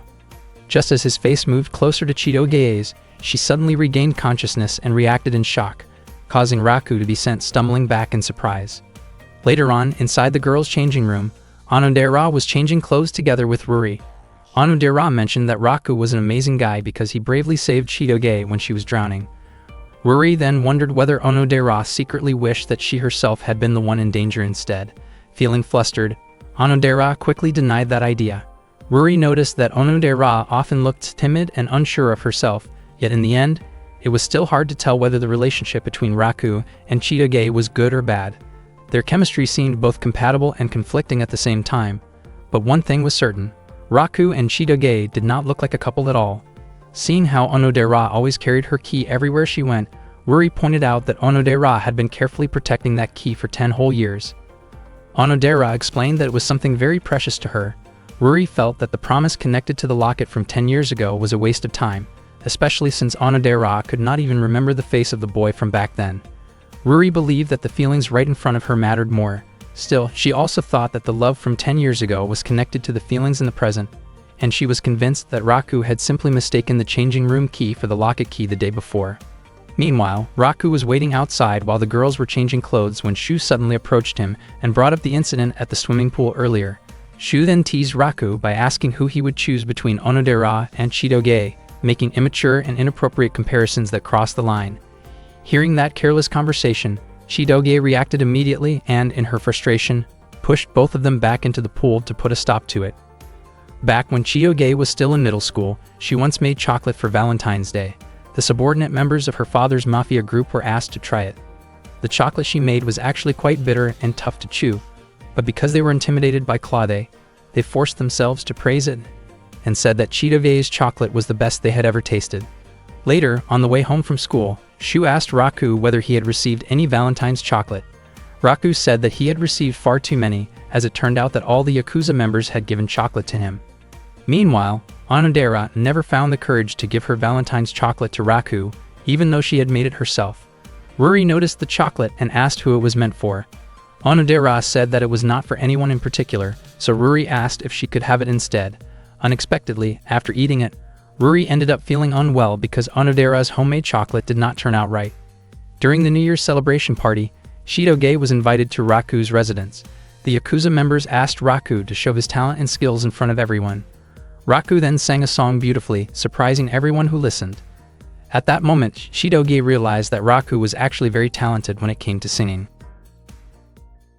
One day during the lunch break, Chidoge had lunch together with Ruri and Onodera inside their classroom. She opened the lunchbox she had brought from home, and the moment the lid was lifted, Ruri and Onodera were stunned by what they saw. Inside were fish roe, foie gras, caviar, lobster, fried pork cutlets, shark fin spring rolls, and even a filet mignon steak. Onodera became curious about what kind of job Chidoge's parents actually had. Chidoge looked nervous and said that she came from a normal family. Ruri found it hard to believe and realized that Chidoge was actually from a wealthy background. Chidoge herself noticed that the lunch she brought did not look ordinary at all. The three of them were getting closer and agreed to call each other by their first names only. Nearby, several male students looked delighted while watching the friendly interaction between the three beautiful girls. Chidoge apologized because she had been disqualified from the swimming practice match, even though she was supposed to help Ruri's team. Ruri said it was not a problem, especially since she had been the one who pushed Chidoge too hard from the start, and she was just relieved that Chidoge was still okay. Even though Ruri had done it for Onodera's sake, she still felt deeply guilty. Chidoge explained that the reason she had sunk was because of Raku, since everything he had said before the practice match had annoyed her. She even felt that, while she was unconscious, Raku had still tried to startle her, and in her eyes, he was nothing more than someone beneath her. Onodera then told Chidoge that the person who saved her was actually Raku. Chidoge's face instantly turned red, as she could not believe that the soft and unreliable Raku had helped her. Onodera said that Raku's actions the day before had been impressive, especially when he suddenly dove in to save Chidoge. Onodera also felt uncomfortable hearing Chidoge describe Raku in such a demeaning way. Chidoge began to feel bad for having lashed out at Raku twice. Ruri said that it was not too late for Chidoge to apologize and thank him properly. Chidoge insisted that she could never do something like that, but Onodera encouraged her and even offered to help. Chidoge eventually went to see Raku. She looked nervous about bringing up what happened the day before, but Raku misunderstood and thought she was talking about Shu's comment about her stomach looking a bit round. He promised he would never tell anyone about it. Chidoge was shocked, since that was not what she meant at all. Raku was also confused about why Chidoge had been so rough with him the day before, even though he had not said anything offensive. He even suggested that she might feel better if she balanced her diet by eating more vegetables and less meat. Chidoge became irritated and reacted harshly toward him again. After that, she tried once more to apologize, this time asking about Raku's favorite food. Instead of understanding her intention, Raku suspected that she might be planning something unpleasant and wondered what she was actually trying to do. Earlier, Onodera had suggested that Chidoge give Raku something as an apology. Chidoge handed him a peanut butter bread as a way to thank him for what happened the day before, but Raku said that he preferred chunky red bean paste instead. Chidoge grew annoyed once again and responded sharply toward him. Chidoge still did not give up and tried to meet Raku again later. She brought up the incident from when she had sunk in the pool and said that she had only just learned that Raku was the one who saved her. She admitted that she never expected Raku to be someone who could act so bravely. Raku's face turned red after being described as brave by Chidoge, and it was a relief to him that she did not feel uncomfortable about his attempt to help her breathe. Raku admitted that he had panicked because Chitoge had stopped breathing. Chitoge was surprised and wondered if Raku had truly been worried about her. Raku then asked why she did not seem bothered by it, even though it had been a first-time experience for him. Chitoge misunderstood and thought he was talking about saving her from drowning. She said that it did not scare her at all and that she actually felt happy about it. Raku was confused about why Chitoge felt that way and did not see it as a serious issue. He became even more surprised and confused by what seemed like hidden feelings from her. The misunderstanding continued until Raku finally mentioned the attempt to help her breathe, which made Chitoge angry and caused her to react strongly once again. At that point, Chitoge seemed exhausted and decided that she would never properly thank someone as annoying and foolish as Raku. Onodera tried to calm her down. Ruri remained unsure whether Raku and Chitoge were actually a good match or not. She asked whether Raku and Chitoge were truly dating. Chitoge was startled by the question, but she remembered that Raku had once said that secrets could be shared with close friends. In the end, Chitoge chose to be honest with them. Ruri and Onodera were shocked to learn that Chitoge and Raku were not actually dating. Chitoge explained that their parents had a unique relationship, and because of that situation, she and Raku had been forced to pretend to be a couple. She added that if the circumstances were different, she would never choose to be with someone like Raku. Hearing that, Ruri asked what Chitoge would do if another girl developed feelings for Raku. Chitoge said that she would not mind at all. She asked Ruri and Onodera to promise to keep the secret, because if it ever leaked out, the consequences would be disastrous. Ruri became curious about what Chitoge's family was really like. But Chitoge once again insisted that she came from an ordinary family. After that, Chitoge excused herself, saying she had to go take care of the animals. After Chitoge left, Ruri suggested that Onodera should finally confess her feelings to Raku as soon as possible. However, Onodera felt that doing so would be too sudden. Ruri warned her that if she did not act soon, someone else might take Raku away. Onodera admitted that she had almost given up on expressing her feelings to him, but she realized that this was a rare and valuable opportunity. She did not want those emotions to keep weighing on her heart, so she decided that she would try her best to confess her feelings to Raku. Onodera had no idea how she should do it, and even imagining the moment already made her feel embarrassed. Ruri encouraged her to be brave, and reminded her that she needed to keep trying no matter how difficult it felt. Meanwhile, Raku still did not understand the way girls behaved, especially Chitoge, whose actions often came across as rough and unpredictable. Because of that, the pendant Raku treasured now had several scratches. He really wanted to replace the chain, since if he left it as it was, it might completely break before he ever reunited with the girl connected to the promise behind that pendant. Raku wondered what that girl was doing now. He would not even be surprised if he turned out to be the only one who still remembered the promise, since 10 years had already passed. Suddenly, Raku accidentally bumped into someone carrying items, causing his pendant to fall and the chain to snap.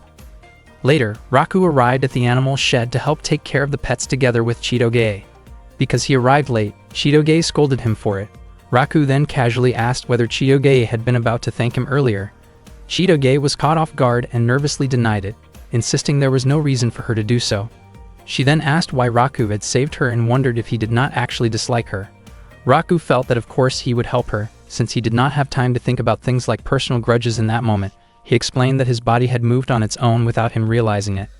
Raku believed there was some kind of hidden connection between the two of them. Even though their relationship was only an act, they were still technically a couple. Chitoge stayed silent, which made Raku think she had not heard him. Her face slowly turned red as she quietly expressed her gratitude for him saving her, and she also apologized for how harshly she had treated him before. After that, Chitoge said she was heading home. Raku stopped her because he had not heard her clearly, but her reaction once again came across as clumsy and defensive. Although Raku had not heard her words clearly, he was sure that Chitoge had thanked him. He wondered why she could not be a little gentler with him. As Chitoge walked away, she accidentally noticed Raku's pendant lying on the road. At the same time, Ruri asked Onodera what it was that she liked about Raku. Even though Ruri had been friends with both of them for a long time, she still did not fully understand that part. She admitted that Raku was not a bad person. Onodera found it difficult to put into words why she liked Raku so much. Suddenly, Raku entered the classroom and greeted them. Seeing that, Ruri quickly left so that Raku and Onodera could be alone together. Onodera's face turned bright red from nervousness. Raku was confused about why Ruri had run off so fast. Onodera truly wanted to confess her feelings to Raku, but not in such an abrupt situation. It turned out that Ruri was watching from a distance to make sure Onodera would not run away. Onodera's heart was pounding intensely, and she felt so nervous that she could not bring herself to say anything that day. Raku noticed how red her face was and wondered if she might have a fever. When he instinctively checked her temperature, it only made her feel even more flustered. Raku panicked and offered to take her to the hospital immediately. Onodera tried to calm him down, but Raku was still worried and believed she needed medical attention as soon as possible. Onodera smiled and admitted that this very side of Raku was the reason she had fallen for him. After checking the money in his wallet, Raku decided to buy some medicine, but Onodera gently stopped him by holding his hand. After that, Onodera began to explain that she still could not say it yet. Slowly, she started to express what she had been wanting to tell Raku, but suddenly a baseball flew toward them, startling them both. Raku scolded the students who were playing baseball nearby and immediately went to report the situation to a teacher. Before leaving, he asked what Onodera had been trying to say earlier. Onodera simply smiled and said that it was nothing. After Raku left, Onodera felt deeply disappointed. She had almost managed to confess, but once again, something had gotten in the way. Her heart was still racing as she tried to calm herself down. Meanwhile, Raku thought that Onodera might have been about to confess her feelings to him, since her words had sounded close to a love confession and her face had been so red. However, he quickly dismissed the idea, believing it was impossible for Onodera to like him, and that such a beautiful moment would never really happen. Onodera was walking home when she ran into Ruri, and the two of them decided to head back together. Onodera apologized because, in the end, she was unable to go through with it. Ruri commented that Onodera turned out to be weak, just as she had expected, but she also believed that Onodera had tried her very best. Ruri realized that she herself had been pushing Onodera too hard, and if something like this happened again, then it would be enough for them to simply cherish their friendship as it was. Deep down in her heart, Onodera actually felt relieved that she had not yet confessed her feelings to Raku. Even though she truly wanted to express those feelings, she felt that it was better to keep things this way for the time being. Still, Onodera was certain that someday she would tell Raku how she really felt. Meanwhile, Chitoge brought home Raku's locket that she had found on the street. She did not know what to do with it at first. The locket was clearly very important to Raku, so it seemed like she should return it to him the next day. Chitoge found herself wondering what kind of girl had made such a promise with Raku. She started to question whether Raku might still have feelings for that girl, and she was surprised at herself for even thinking about something like that. In the end, Chitoge decided to return the locket right away. That night, Chitoge visited Raku's house and gave the locket back to him. Raku reacted in a panic when he realized that Chitoge was the one who had found it. He explained that he had only just noticed the locket was missing and had been searching for it everywhere. Thanks to Chitoge, it had finally been found. Hearing this, Ryunosuke also felt relieved and happy that the item Raku had been looking for was safely returned. Chitoge reminded Raku that he should be more careful from now on. Raku wondered when he could have dropped it, since he always wore the locket around his neck. After that, Chitoge excused herself and went home, and Raku thanked her sincerely. Raku never expected that Chitoge could be so kind. He was also surprised to see that the locket's chain, which had been broken before, was now fixed. It turned out that Chitoge had deliberately asked one of her subordinates to repair it. Chitoge did not mind that Raku had not noticed the repair at first. She found it strange that, even though the locket was such a precious item to him, Raku seemed more worried about disappointing the girl connected to his promise. That made Chitoge recall that she too had made a promise when she was little, and the story felt very similar. She remembered the words tied to that promise, which were always in love. One day, Claude called in one of his subordinates and assigned a target along with a mission. He handed over a photo of Raku and explained that Chitoge was currently in a relationship with him. However, Claude was convinced that Chitoge was being deceived and taken advantage of by Raku. Hearing this, the subordinate felt upset at the thought of Princess Chitoge being treated unfairly. Claude went on to describe Raku in an extremely negative way, expressing his strong personal dislike and frustration toward him. He could not accept the idea of Raku being close to Chitoge. Because Claude could not protect Chitoge directly, he entrusted the task to a subordinate he had trained carefully, ordering him to watch over her. In Claude's view, this was the best way to keep Chitoge safe and away from what he believed to be bad influences.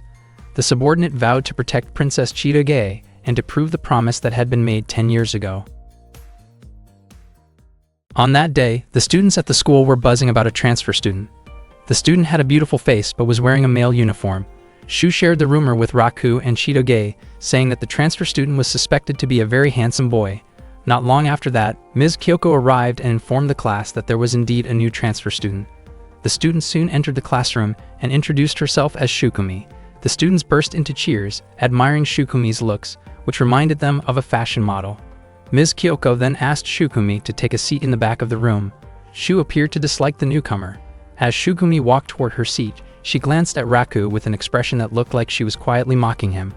Raku did not understand what was going on between them. Chitoge was shocked when she saw Shukumi, and Shukumi suddenly hugged her. Chitoge's face turned bright red, and the surrounding students reacted loudly in excitement. Chitoge quickly pulled away from the hug because so many people were watching. Shukumi was deeply moved to be able to meet Chitoge again. During the school break, Shukumi apologized to Chitoge for her earlier behavior. She explained that Claude had ordered her to stay close to Chitoge and keep an eye on her. Chitoge asked why Shukumi was wearing that kind of uniform, and Shukumi admitted that she had trouble finding the proper school uniform. At the same time, Shu asked Raku the same question, and Raku immediately repeated what Shukumi had just explained. Shukumi revealed that she already knew about Chitoge having a new boyfriend and asked to be introduced to him. Chitoge then called Raku over and introduced him to Shukumi. Raku forced a smile and tried to act friendly. Shukumi said that she had heard many things about Raku and believed that he was someone reliable. Raku felt confused, since Shukumi was connected to the mafia yet looked completely ordinary and harmless. Shukumi formally introduced herself and mentioned that she and Chitoge had been friends since childhood. She also admitted that she had been thinking about Chitoge a lot lately. Without thinking, Raku accidentally referred to Chitoge using a teasing nickname. Chitoge quickly tried to cover his mouth and brushed it off as a joke. Raku felt puzzled, since Chitoge had previously claimed that she did not have any close friends. When lunchtime arrived, Shukumi tried to take care of Chitoge by offering her food, but Chitoge refused. Shukumi kept persuading her, recalling how they used to share meals when they were younger. Chitoge became irritated and asked Shukumi to behave more appropriately.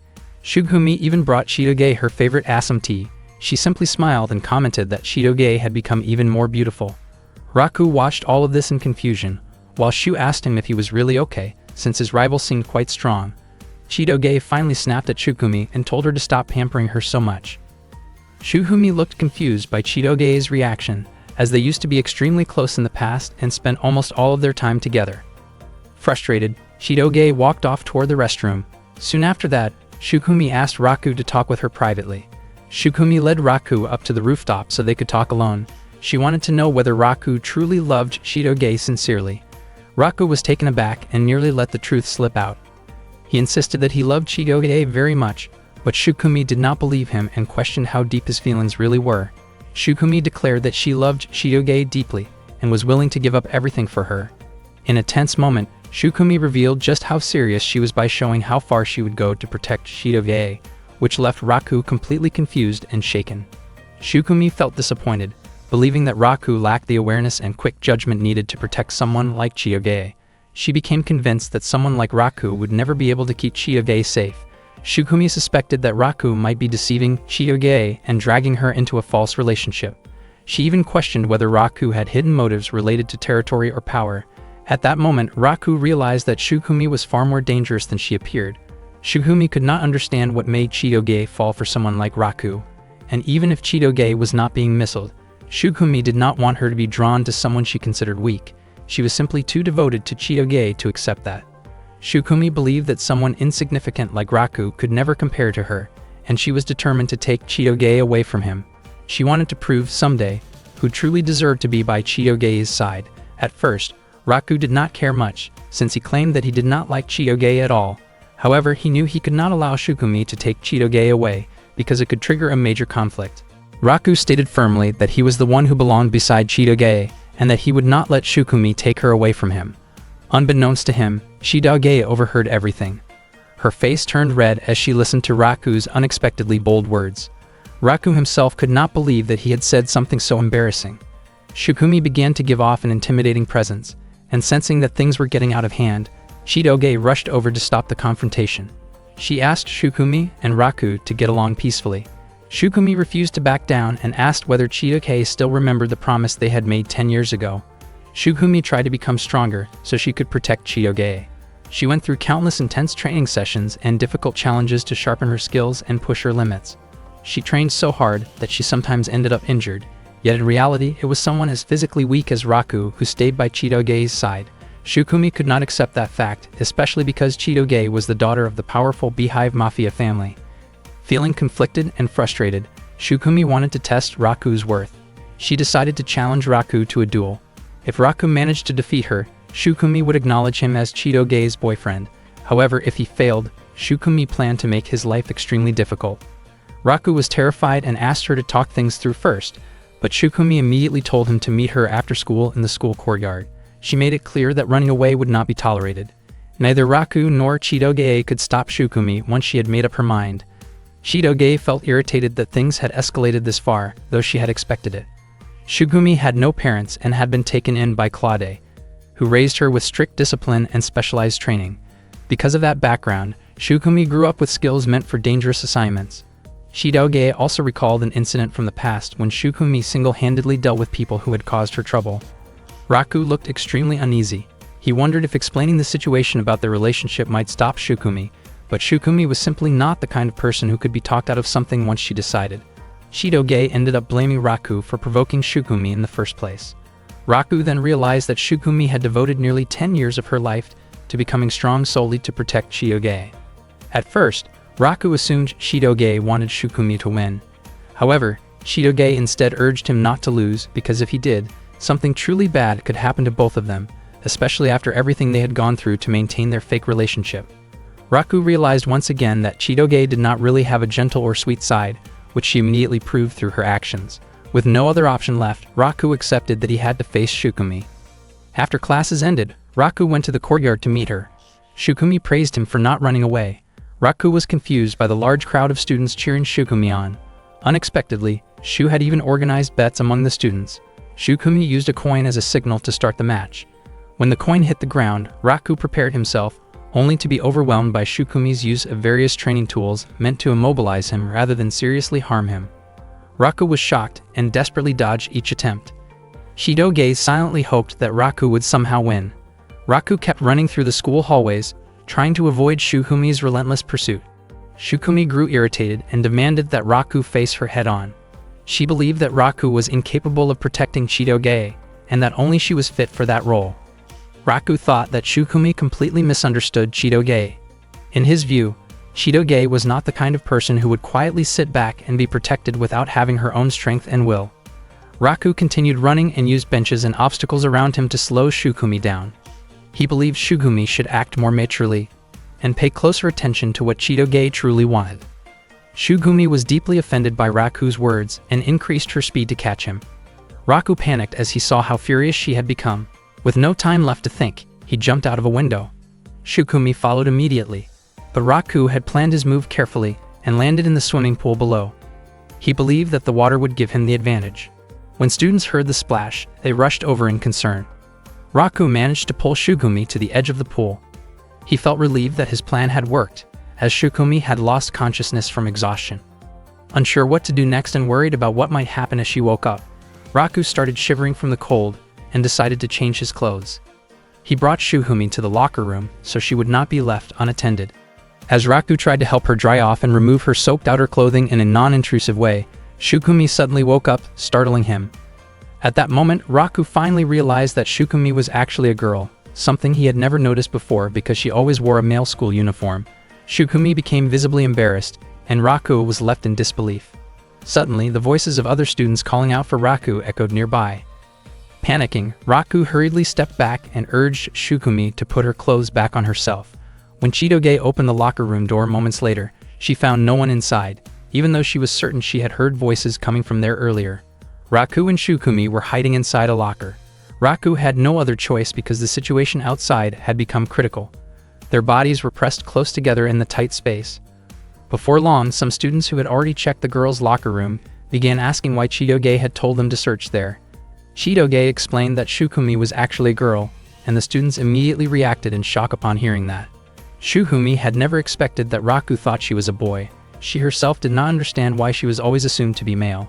Raku asked why Shukumi wore a boy's uniform, and she explained that it allowed her to move more easily and act faster whenever necessary.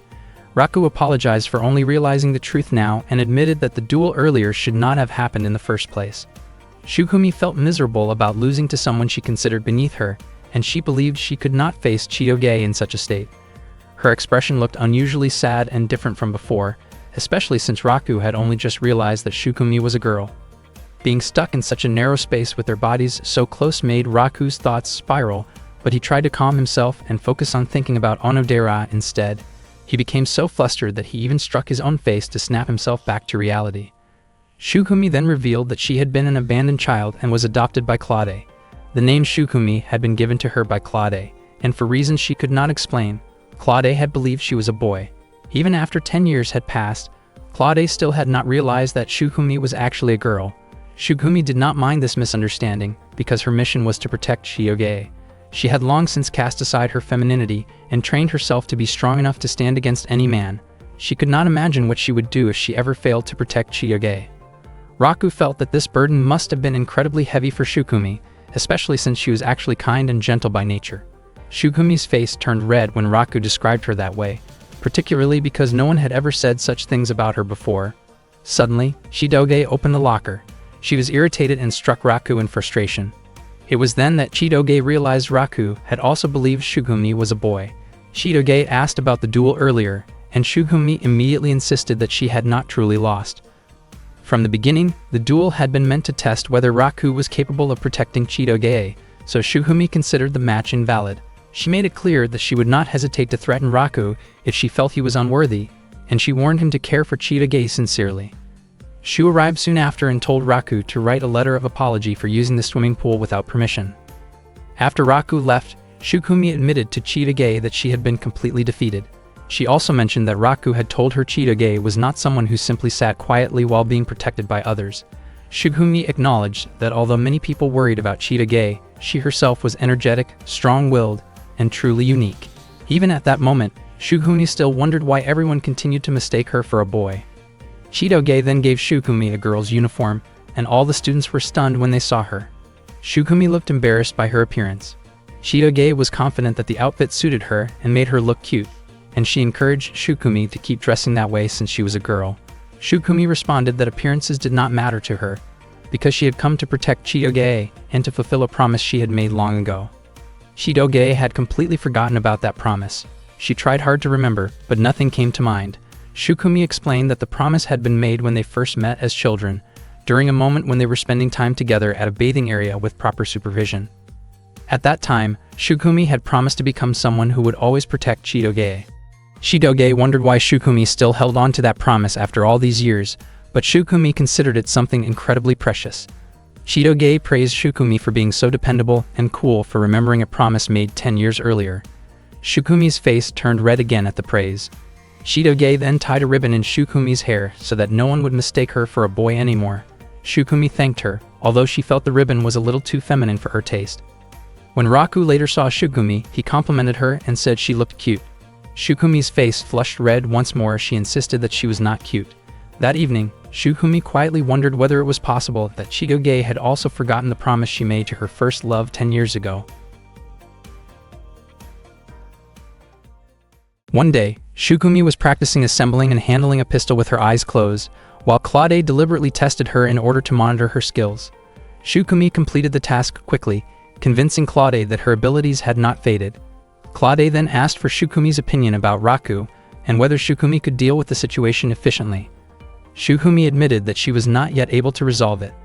Claude instructed that if Shukumi became completely certain that Raku and Chitoge were not truly dating, then Shukumi should take immediate action to remove Raku from Chitoge's life. Shukumi firmly stated that she would not hesitate to carry out her duty if necessary.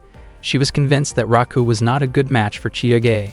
Shukumi's face turned red when she remembered Raku once calling her sweet. By that day, Shukumi had already been attending the same high school as Chitoge for 3 days. She introduced herself again to Ruri and Onodera, explaining that although her name sounded masculine, she was actually a girl. Shukumi apologized for not introducing herself earlier. Onodera admitted that she had been surprised because she initially thought Shukumi was a boy, while Ruri revealed that she had known the truth from the beginning. Not long after, Shu arrived and casually praised Chitoge's beauty. Shukumi immediately raised her guard because Shu was acting overly familiar with Chitoge. Chitoge reacted strongly and made it clear that Shu was also her friend. The male students felt relieved when they found out that Shukumi was female, and the female students in the class stopped cheering in admiration, although many of them continued to gather around Shukumi anyway. They clearly seemed to like her a lot.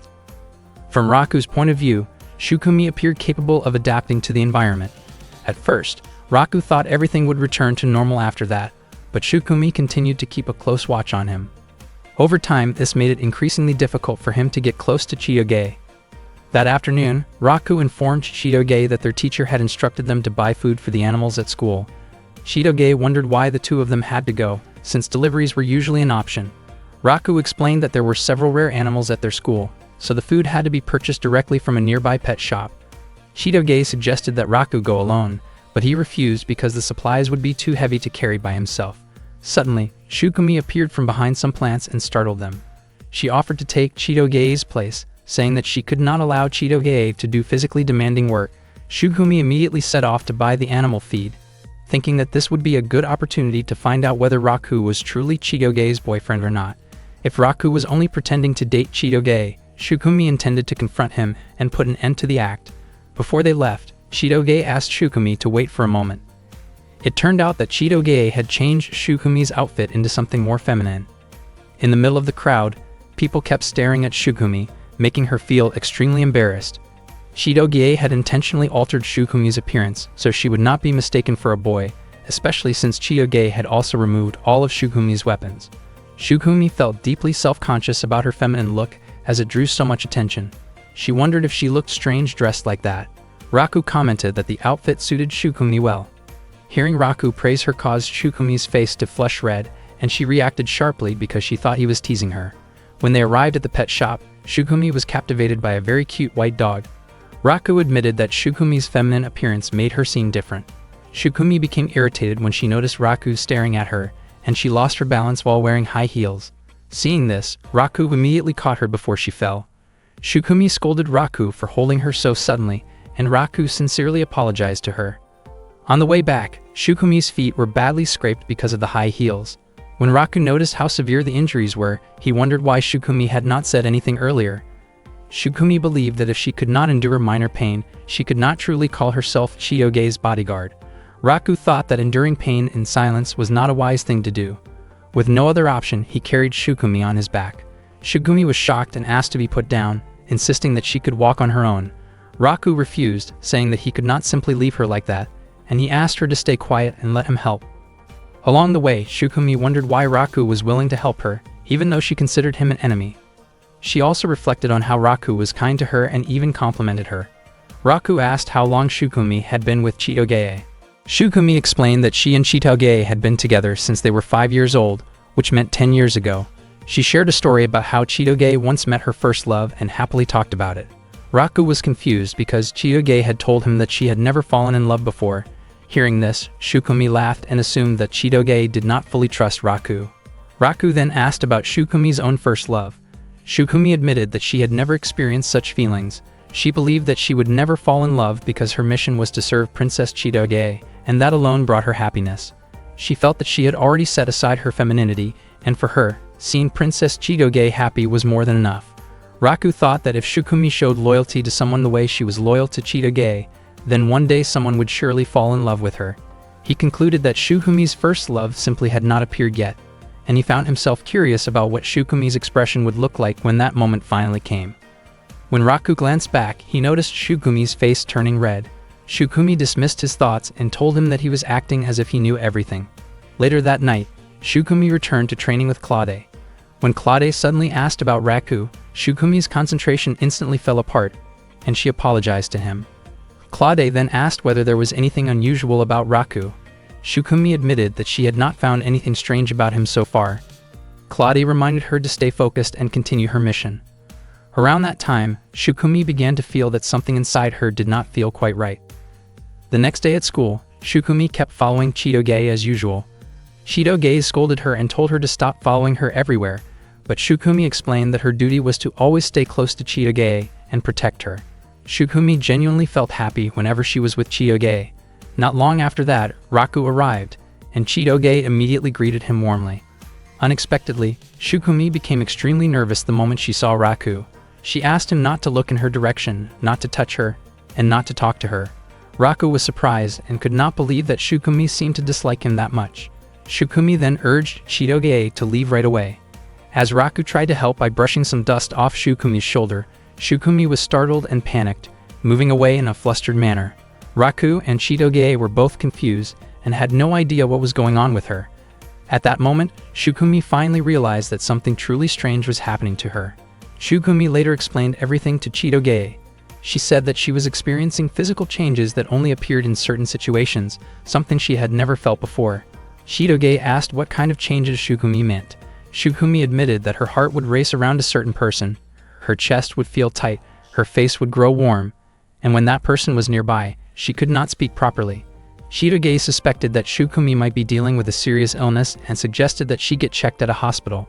Shukumi refused, because she felt that what she was experiencing did not seem medical in nature. Even though these strange sensations kept happening, Shukumi felt oddly happy and could not understand why. She was confused about why her thoughts kept circling around one person, especially since she believed those feelings could interfere with her mission. Shukumi decided to ask Claude about it, but Claude admitted that he had never heard of such symptoms before. He suggested that Shukumi consult professionals and reminded her to take care of herself, stay alert, and remain healthy while carrying out her mission. Still searching for answers, Shukumi asked Shu about her condition. Shu immediately guessed that Shukumi was talking about Raku, then laughed at her, which irritated Shukumi. She continued asking other friends, including Kyoko, but the answers she received were vague and unhelpful. Eventually, Shukumi went to see Onodera and Ruri and asked them directly. Onodera guessed that Shukumi might be in love. Shukumi's face turned red, and she reacted strongly, insisting that it was impossible and that she would never experience love. Ruri then mentioned that Onodera herself was going through the same thing. Shukumi became curious about the person Onodera liked.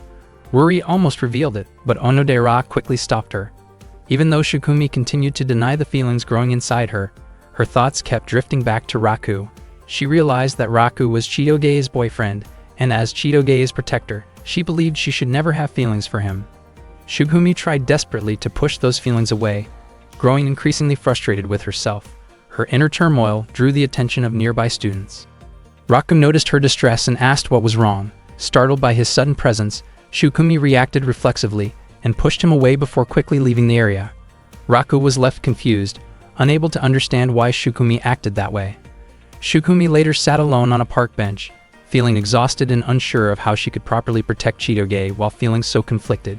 She felt completely lost. Chitoge came over and brought her a drink, then asked whether Shukumi had gained any clarity. Shukumi mentioned that people kept saying she was in love. Chitoge said that idea made sense, because Shukumi's symptoms matched what people often experienced when they fell in love. Shukumi asked whether Chitoge felt the same way. Chitoge admitted that she had never really felt what falling in love was like. Shukumi found that strange and pointed out that Chitoge had a boyfriend. Chitoge quickly corrected herself, surprised at how careless she had been with her words. Shukumi then brought up Chitoge's first love from 10 years ago. At first, Chitoge did not understand what Shukumi meant. Moments later, she suddenly realized what Shukumi was referring to and wondered why she had forgotten about it for so long. Shukumi laughed and mentioned that Chitoge used to sneak out of the house back then to meet a boy. Chitoge was certain that the boy was the one who had made a promise with her 10 years ago, but she could not remember what that promise was. She also admitted that she could not recall his face or even his name. Shukumi could not remember him clearly either, but she remembered how deeply and romantically Chitoge had fallen in love at the time, believing that Chitoge had loved him with all her heart. Chitoge looked extremely embarrassed and admitted that she truly did like that boy back then. After that, Chitoge suggested that they return to discussing the strange symptoms Shukumi was experiencing. Shukumi shared a story about the first time her heart started pounding when someone was close to her. Right at that moment, Raku suddenly appeared nearby and casually mentioned that what she was feeling sounded like a sign of falling in love. Shukumi was caught completely off guard and reacted on instinct, aggressively aiming her weapon toward Raku before anyone could stop her. The situation quickly settled down, but it left Chitoge lost in thought, wondering whether she herself had ever felt the same kind of feeling in the past. Chitoge was convinced that the boy from back then probably did not remember anything about the promise they once made. Still, she could not ignore the fact that Raku continued to hold on to a promise from 10 years ago. Driven by curiosity, Shitoge tried to look for an object or keepsake that might help her remember. She opened her closet, which was filled with all kinds of belongings, and eventually came across an old diary. She found it strange that the diary was written in Japanese and began to wonder if she had once lived in Japan. She slowly flipped through the pages. An entry dated July 30 said that Chitoge could hardly wait for the next day so she could play again with the boy who was her first love. Another entry on August 2 described something frightening that happened while she was playing on a mountain slope. A large dog suddenly rushed toward her, and she twisted her ankle, leaving her unable to run. Fortunately, the boy came to her rescue, and she remembered feeling incredibly relieved and happy afterward. At that moment, Shitoge clearly recalled being attacked by a stray dog on the mountain and how the boy had ended up with a scrape on his forehead. Back then, she stayed by his side the entire time, waiting for him to recover. The entry from August 5 mentioned that the boy still had a scar, but his condition had improved, and they promised to go out and play together again. On August 9, Shitoge wrote about spending another joyful day playing with him, feeling truly happy. The August 12 entry described them playing by the river and catching a big fish together. Then, on August 15, Shitoge slipped between some rocks, but once again, the boy rushed over to help her.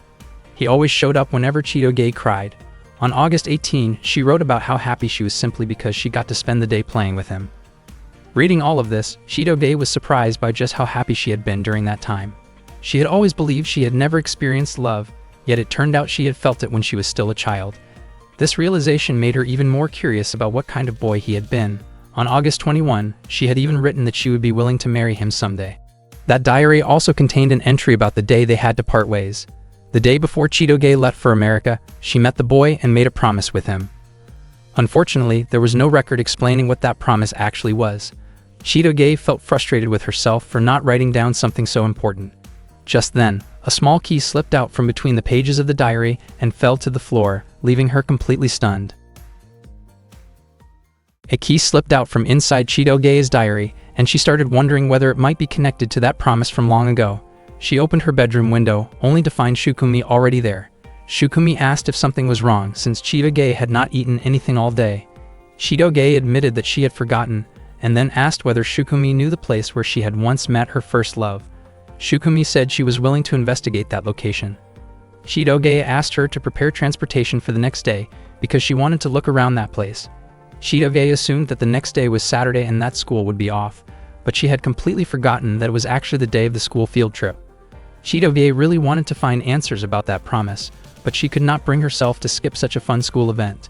Not long after that, Kyoko arrived and told all the students to gather with their assigned groups because they would soon be boarding the bus.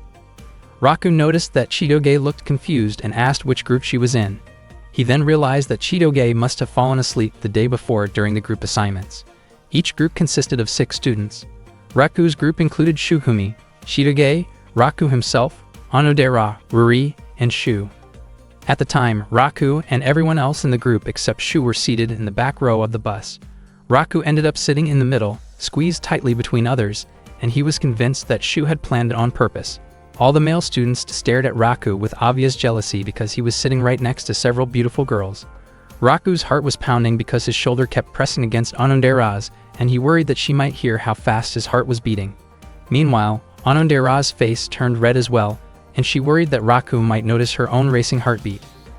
Ruri looked for opportunities to nudge Onodera closer to Raku whenever the bus went around a corner, causing their bodies to press together. Onodera scolded Ruri for pushing her on purpose. Shukumi pointed out that Raku was overreacting because he kept leaning too close to Chitoge. When Ruri pushed Onodera again, Raku lost his balance and nearly fell over.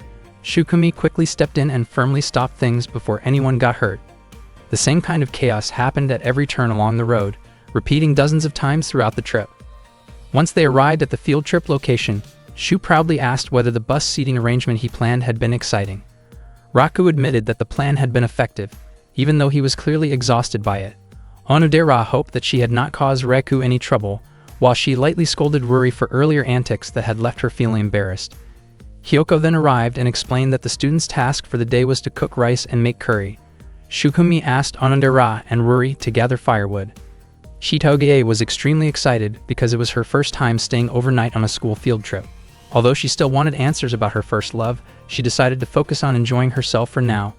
Raku noticed how genuinely happy Chitoge looked as she took in the experience.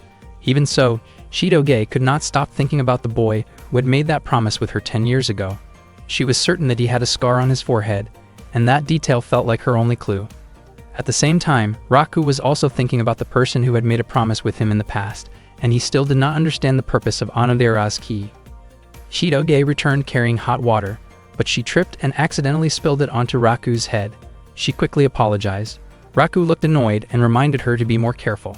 As Raku brushed his hair aside, Shidoge froze when she noticed a scar on his forehead that looked exactly like the one she remembered from her childhood. She asked about it, and Raku explained that he had had the scar since he was little, although he could not remember how he got it. He guessed that it might have been caused by one of his old pets. Shidoge immediately thought of the boy who had once saved her from a dangerous dog. She was not fully convinced that Raku was that boy, but she also noticed that he carried a key-shaped pendant, just like the one tied to the promise from 10 years ago. Raku asked why Shidoge suddenly seemed so distracted. Shidoge brushed it off and hurried away. Raku was completely puzzled by her behavior. Meanwhile, Shidoge convinced herself that Raku could not be connected to her childhood memories. After finishing their tasks, Raku and his friends went into their lodging rooms. They were thrilled to see how spacious the accommodations were. Shu became overly emotional when he noticed that a sliding door separated the boys' and girls' rooms, joking that it almost felt like they were all staying in one room. Ruri immediately told Shu that he could sleep on the porch or in the hallway instead. Raku's face turned red when he realized that he would be sharing a room with Onodera, and just imagining it made him nervous. Onodera mentioned that the hotel had a hot spring bath, and invited everyone to go together later. Raku became flustered the moment he heard that. Shidoge could not wait to try the hot spring, while Shugumi looked uneasy since she was not used to bathing with a large group. Raku reflected that Shidoge had been acting strangely earlier, but he concluded that he was probably just worrying too much. Shu suggested playing card games together and proposed adding penalties to make things more exciting. At first, his ideas crossed the line, so Ruri immediately shut him down. In the end, Shu suggested that the penalty should be sharing innocent stories about first crushes, and Ruri agreed. Raku and the others were shocked and suddenly very tense. Talking about first love made everyone nervous, and they all became determined not to lose the game. As soon as the game began, Raku commented that Shidoge looked pale, but she insisted that she was fine. Raku thought that this probably was not the right moment to worry about other people. Onodera's face lit up with excitement when she drew her card, and Raku was convinced that she must have picked up the Joker. When it was Raku's turn to take a card from Onodera's hand, her expression kept changing every time his fingers brushed against the cards. Raku admitted to himself that Onodera's expression looked incredibly sweet. Because of that, he was able to guess which card in Onodera's hand was the Joker. After that, it was Chiyoge's turn to draw a card from Raku's hand. She showed an adorable expression while choosing, and Raku felt sure that she did not want to lose. He suggested that she should probably keep a straight face instead. The game continued until only Raku and Chiyoge were left for the final round. Everyone else who had already finished felt relieved that they had avoided the punishment. Raku could tell where the Joker was just by looking at Chiyoge's expressions. He felt annoyed, because even though he knew he would win, he somehow ended up looking cowardly. When Chiyoge took a card for her turn, Hyoko suddenly showed up and scolded them for not leaving the room. At that moment, Chiyoge ended up drawing the Joker and lost, but thankfully the punishment was ultimately not carried out. The students then enjoyed their meal together. After they finished eating, Shu invited Raku to go take a bath, but Raku was convinced that Shu was really trying to drag him along to sneak a look at the girls. Shu denied it, explaining that the bathing times for boys and girls were different. Not long after that, Kyoko informed them that there was a phone call for Raku. Without any suspicion, Raku immediately walked to the front desk to answer it. At the same time, Claude followed behind Raku, and Chiyoge noticed him. She became curious about what Claude was doing there and hoped that he would not cause any trouble. Onodera then called out to Chiyoge, inviting her to go take a bath together. When Raku arrived at the front desk, it turned out that there was no call for him. He then headed toward the men's bath, but Claude secretly switched the curtain signs so that it became the women's bath instead. Claude did this on purpose to mess with Raku. Raku found it strange that the bath area was so quiet and thought that maybe he was the last one to use it. While soaking, he casually thought about how interesting it might be to hear about Onodera's first love someday. Suddenly, someone jumped into the pool, startling him. Raku reacted in surprise, only to realize that it was actually Chiyoge. They stared at each other, both equally shocked. Chiyoge scolded Raku for being in the women's bath, while Raku was convinced that he had entered the correct place. Chiyoge quickly realized that this must have been Claude's doing. Raku could not understand how Claude had even managed to come along to the inn. Shidoge forgave Raku for the incident, knowing that it was all Claude's fault, and urged him to leave right away before anyone else arrived. She tried to keep him from staring and hurried him along. Unfortunately, before Raku could get away, Onodera and the others showed up. Shukumi looked extremely nervous, and Ruri quickly reacted in a panic. Just as Raku was about to move, Onodera ended up facing his direction. Meanwhile, Claude confidently believed that his plan had succeeded and that Raku would be labeled as a serious troublemaker. Fortunately, Shidoge stepped in and helped hide Raku from the others. Onodera briefly asked if anyone else was in the bath, but Shidoge denied it.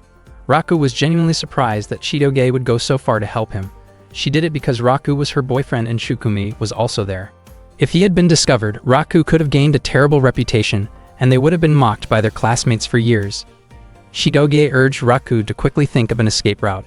He could not leave through the main entrance because Onodera and the others were there, and the fence was far too high to climb. Raku then hurried toward a staff-only exit. Meanwhile, Onodera, Shukumi, and Ruri were rinsing off in the wash area. Shukumi became flustered because she was not used to the situation, and her reactions drew attention. At the same time, Shu and the other boys were lingering nearby, reacting to the commotion and wondering why Raku was taking so long to join them. Raku continued struggling to reach the staff door. When Shukumi and the others came out, Shidoge deliberately distracted them. Raku felt deeply grateful for Shidoge's help. Unfortunately, just as he was about to slip through the door, Hyoko and other students arrived instead. In the end, Raku decided that the safest option was to stay hidden until everyone had finished bathing.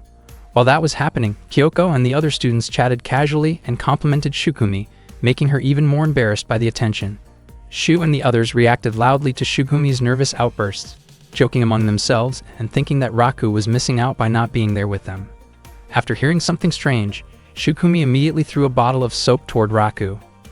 Fortunately, Raku quickly hid himself at the bottom of the pool. He was extremely worried because if he were discovered, he could end up being expelled from high school.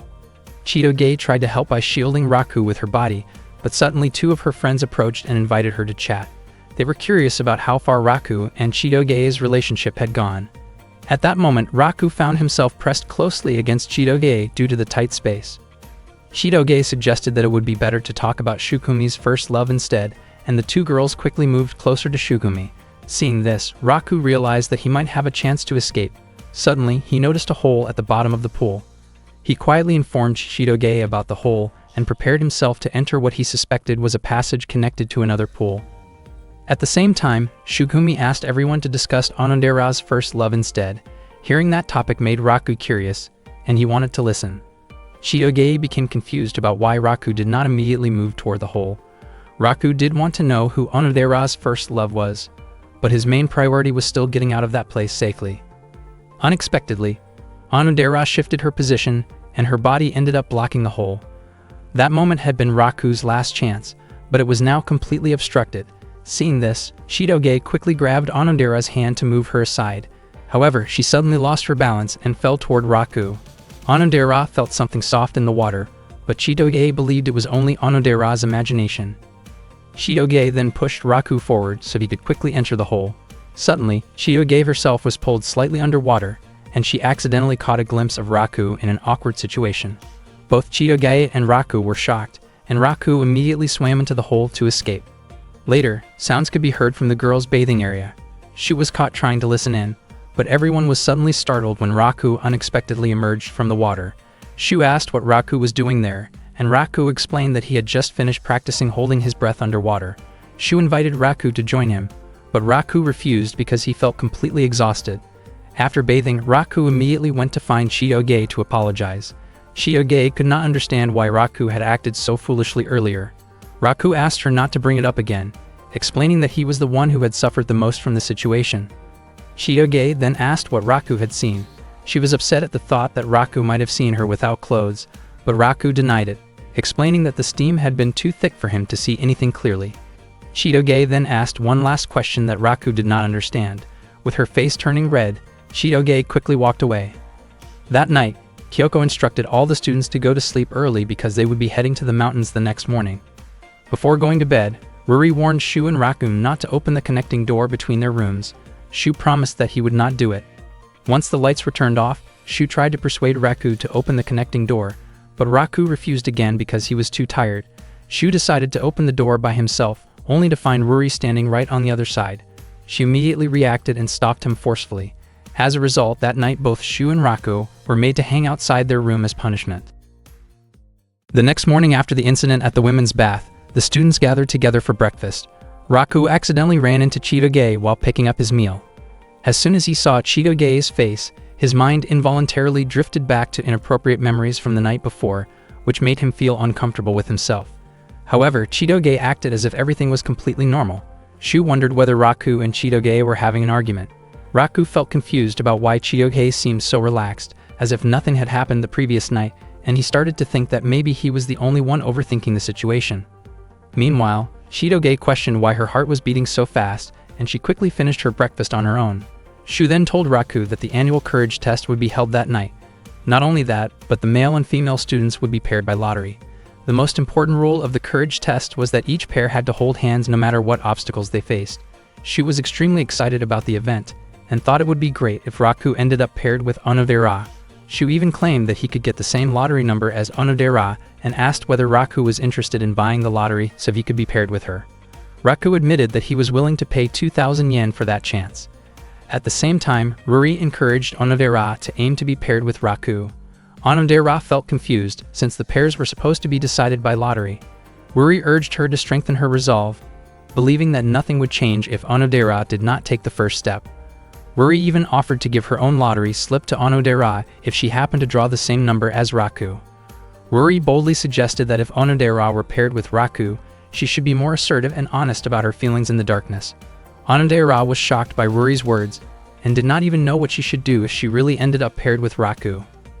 When Onodera saw Raku getting a drink, she gathered her courage and greeted him. Raku was startled when he heard Onodera's voice, and his face turned red as memories from the previous night crossed his mind again. Onodera wondered why Raku looked so nervous. Raku quickly moved away from her, unable to look her in the eye after what had happened the night before. Onodera never expected Raku to avoid her like that. That night, Hyoko announced that the annual courage test would begin. The students were filled with excitement as they looked forward to the event. The teachers planned to relax that evening so they would not interfere with the students' activities. The lottery drawing began soon after. Raku noticed that Chitoge was afraid of the dark, and warned her not to cling to him no matter what happened. Chitoge believed she could overcome her fear. Raku felt sorry for whoever ended up paired with her, imagining how tight her grip might be when she got scared. The female students drew their lottery slips first, their hearts pounding as they unfolded the papers. After that, it was the male student's turn. Raku felt as if this moment would decide his fate, and he was desperate to know what number Onodera had drawn. Suddenly, Ruri announced that Onodera had drawn number 12, which made Onodera extremely embarrassed. Hearing that, Raku did everything he could to draw the same number. When it was his turn, he carefully shuffled through the slips, searching for number 12. Sure enough, Raku drew number 12. He was overjoyed, and Onodera could hardly believe that she would be paired with him. Meanwhile, Shukumi took on a male role due to a shortage of male participants and was paired with Ruri. Shu was paired with Chitoge and was more than willing to support her if she got scared. Raku, on the other hand, could barely believe his good luck. His eyes sparkled when he saw Onodera walking toward him, but once again his thoughts betrayed him and he became flustered. His face turned red and he found himself unable to look directly at her. Onodera asked whether Raku was uncomfortable being paired with her since he had seemed to avoid her earlier that morning. Raku explained that he had been nervous because they had stayed in the same room the night before. Hearing this, Onodera felt relieved, as she had worried that Raku might dislike her. Her gentle expression made Raku like her even more, and he felt that the day could not have gone any better. Raku made it clear that there was no way he could ever dislike Onodera. Meanwhile, Chitoge wondered why Raku looked so shy despite being paired with Onodera. She heard voices from students playing the role of ghosts behind some bushes and went over to check on them. It turned out that one of the ghost actors had a stomachache, and they had not found a suitable replacement yet. Chitoge initially tried to step away, thinking she would not be able to help, especially since she was afraid of the dark. However, no one else was willing to take the role, since all the students had already been assigned their pairs. The organizers were worried that without enough ghost actors, the event would be delayed and less exciting. Hearing their concerns, Chitoge decided to help and quickly put on a costume. She wondered whether she could really handle it, but the others thanked her and prepared for the courage test. Equipped with a flashlight, Chitoge headed to her assigned location. At the same time, Shu found himself confused as he searched for Chitoge.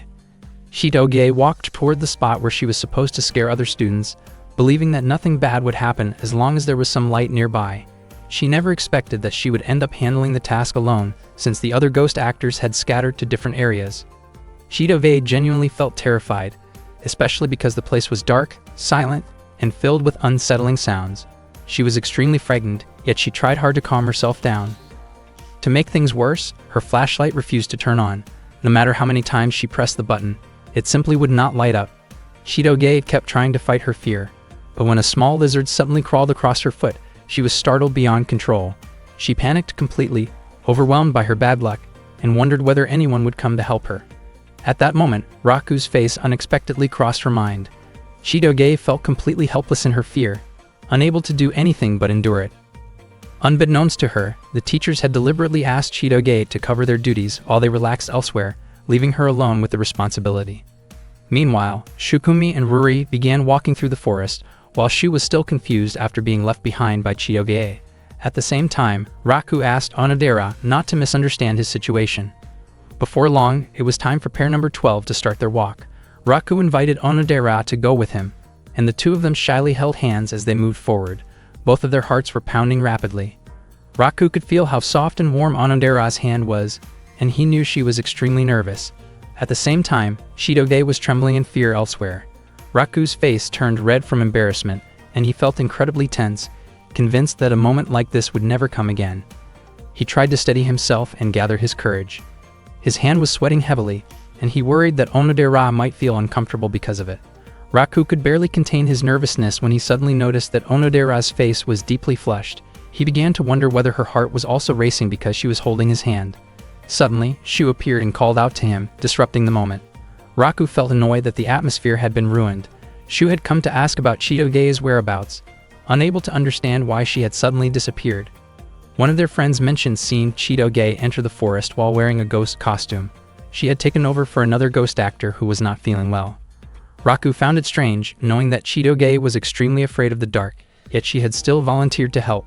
Soon after, Ada-chan, who was also acting as a ghost, could be heard searching for Chitoge. She explained that she had asked Chitoge to fill in, but had forgotten to replace the batteries in Chitoge's flashlight. She assumed Chitoge would return once she realized the flashlight was not working. The forest was pitch black without a flashlight, but everyone believed that Chitoge would manage. Ada-chan apologized to Raku and reassured him that the forest was not very large and that there were no dangerous animals. The others teased Raku, encouraging him to go check on Chitoge in her ghost costume. Raku and Onodera immediately headed into the forest together. Raku kept thinking about Chitoge's condition, though he tried to believe she would be fine since she had chosen to take on the role herself. However, remembering how frightened she was of the dark, Raku decided he needed to help her. He gently let go of Onodera's hand and apologized, leaving her to continue on her own. Raku then ran as fast as he could into the deep, dark forest. Meanwhile, Chitoge was trying to calm herself by counting sheep in her head. Even so, her fear of the darkness would not fade. She desperately wanted to go home. Her body continued to shake, and she felt weak all over. Chitoge slowly realized that she had experienced a similar moment long ago, back when she was still a child. Meanwhile, Shukumi was extremely frightened when she came face to face with a fake ghost. She clung tightly to Ruri, while Ruri tried to calm her down, but Shukumi truly could not hide her fear. All of a sudden, Raku ran past them without either of them noticing. In the dark and silent forest, Chitoge was reminded of a time long ago when she had fallen into the gaps between large rocks. Back then, young Chitoge had been so scared that she could only cry. There was nothing she could do except cry and hope that she would somehow get out. After that, a boy appeared. That boy always showed up whenever she was in trouble. Suddenly, Chitoge flinched when she heard the sound of bushes moving. She quickly turned toward the source of the noise, and her mind drifted back to an entry in her old diary. On August 15, 10 years earlier, she had been careless and fallen between rocks. She had cried because the space was extremely narrow and dark. Then the boy came and saved her. That boy always appeared whenever Chitoge cried. Unexpectedly, Raku came over to her and mentioned that ghosts were not supposed to cry. Chitoge felt deeply moved when she saw him arrive. They then walked together, and Raku checked to make sure that Chitoge was alright. He suggested that she should not push herself too hard, especially since she was easily frightened, yet still forced herself to play the role of a ghost. Chitoge explained that she felt bad seeing the other ghost actors struggling, but Raku pointed out that her actions had made everyone worry. He reminded her that she should think carefully before doing something like that. Chitoge asked whether Raku had been worried about her as well. Raku admitted that he had not been overly worried. As they continued walking through the forest, Raku asked if Chitoge was tired and even offered to take a short break. Out of nowhere, Chitoge asked Raku to call her by her given name, since he had always been calling her by her family name. Raku was surprised and wondered if Chitoge had a fever, thinking that she was saying strange things. Chitoge explained that the night before, her friends had commented on how she and Raku were still calling each other by their family names even though they were dating. According to her, in order to avoid suspicion about their relationship, Raku should start calling her by her given name. Raku felt confused, since Chitoge rarely talked about something like that. In the end, Raku went along with what Chitoge wanted and tried calling her by her given name. Chitoge responded warmly and also called Raku by his given name. Their faces turned red when they looked at each other, and they both quickly looked away out of embarrassment. Eventually, they got lost while trying to find their way back, but they managed to return just as the courage test came to an end. Raku ended up missing his chance to spend time alone with Onodera. As soon as Shukumi saw Chitoge return, she shouted her name in relief. Shukumi immediately hugged Chitoge and apologized, saying that she should not have let that happen to her. Not long after, Onodera came over to Raku. She had been told by Shukumi that Raku had gone to look for Chitoge. Raku sincerely apologized to Onodera, even though he had promised to come back quickly. Onodera understood, since what mattered most was that Chitoge was safe. Raku could hardly believe that he had missed such a golden opportunity to be alone with Onodera during the courage test, but he felt relieved that Onodera was willing to forgive him. Shukumi then asked Chitoge what they planned to do during the 2-day break. Shukumi suggested that they should prepare to visit the place where Chitoge had met her first love, especially since school would be closed for 2 days starting the next day. Meanwhile, Shu deliberately teased Raku for missing his perfect chance to spend time alone with Onodera. Chitoge did not seem very interested in going to the place where she had met her first love. She asked Shukumi not to rush her into going there, explaining that she did not really feel like visiting it at that moment. Instead, Chitoge looked happier as she gazed at the beauty of the night sky. One day at school, Raku felt incredibly excited when he saw Onodera standing in front of him. He immediately walked toward her, and just as Raku was about to touch Onodera's shoulder, Chitoge suddenly called out to him. Chitoge asked where she was supposed to put the journal. Raku looked annoyed because he felt that Chitoge had interrupted his chance to talk with Onodera.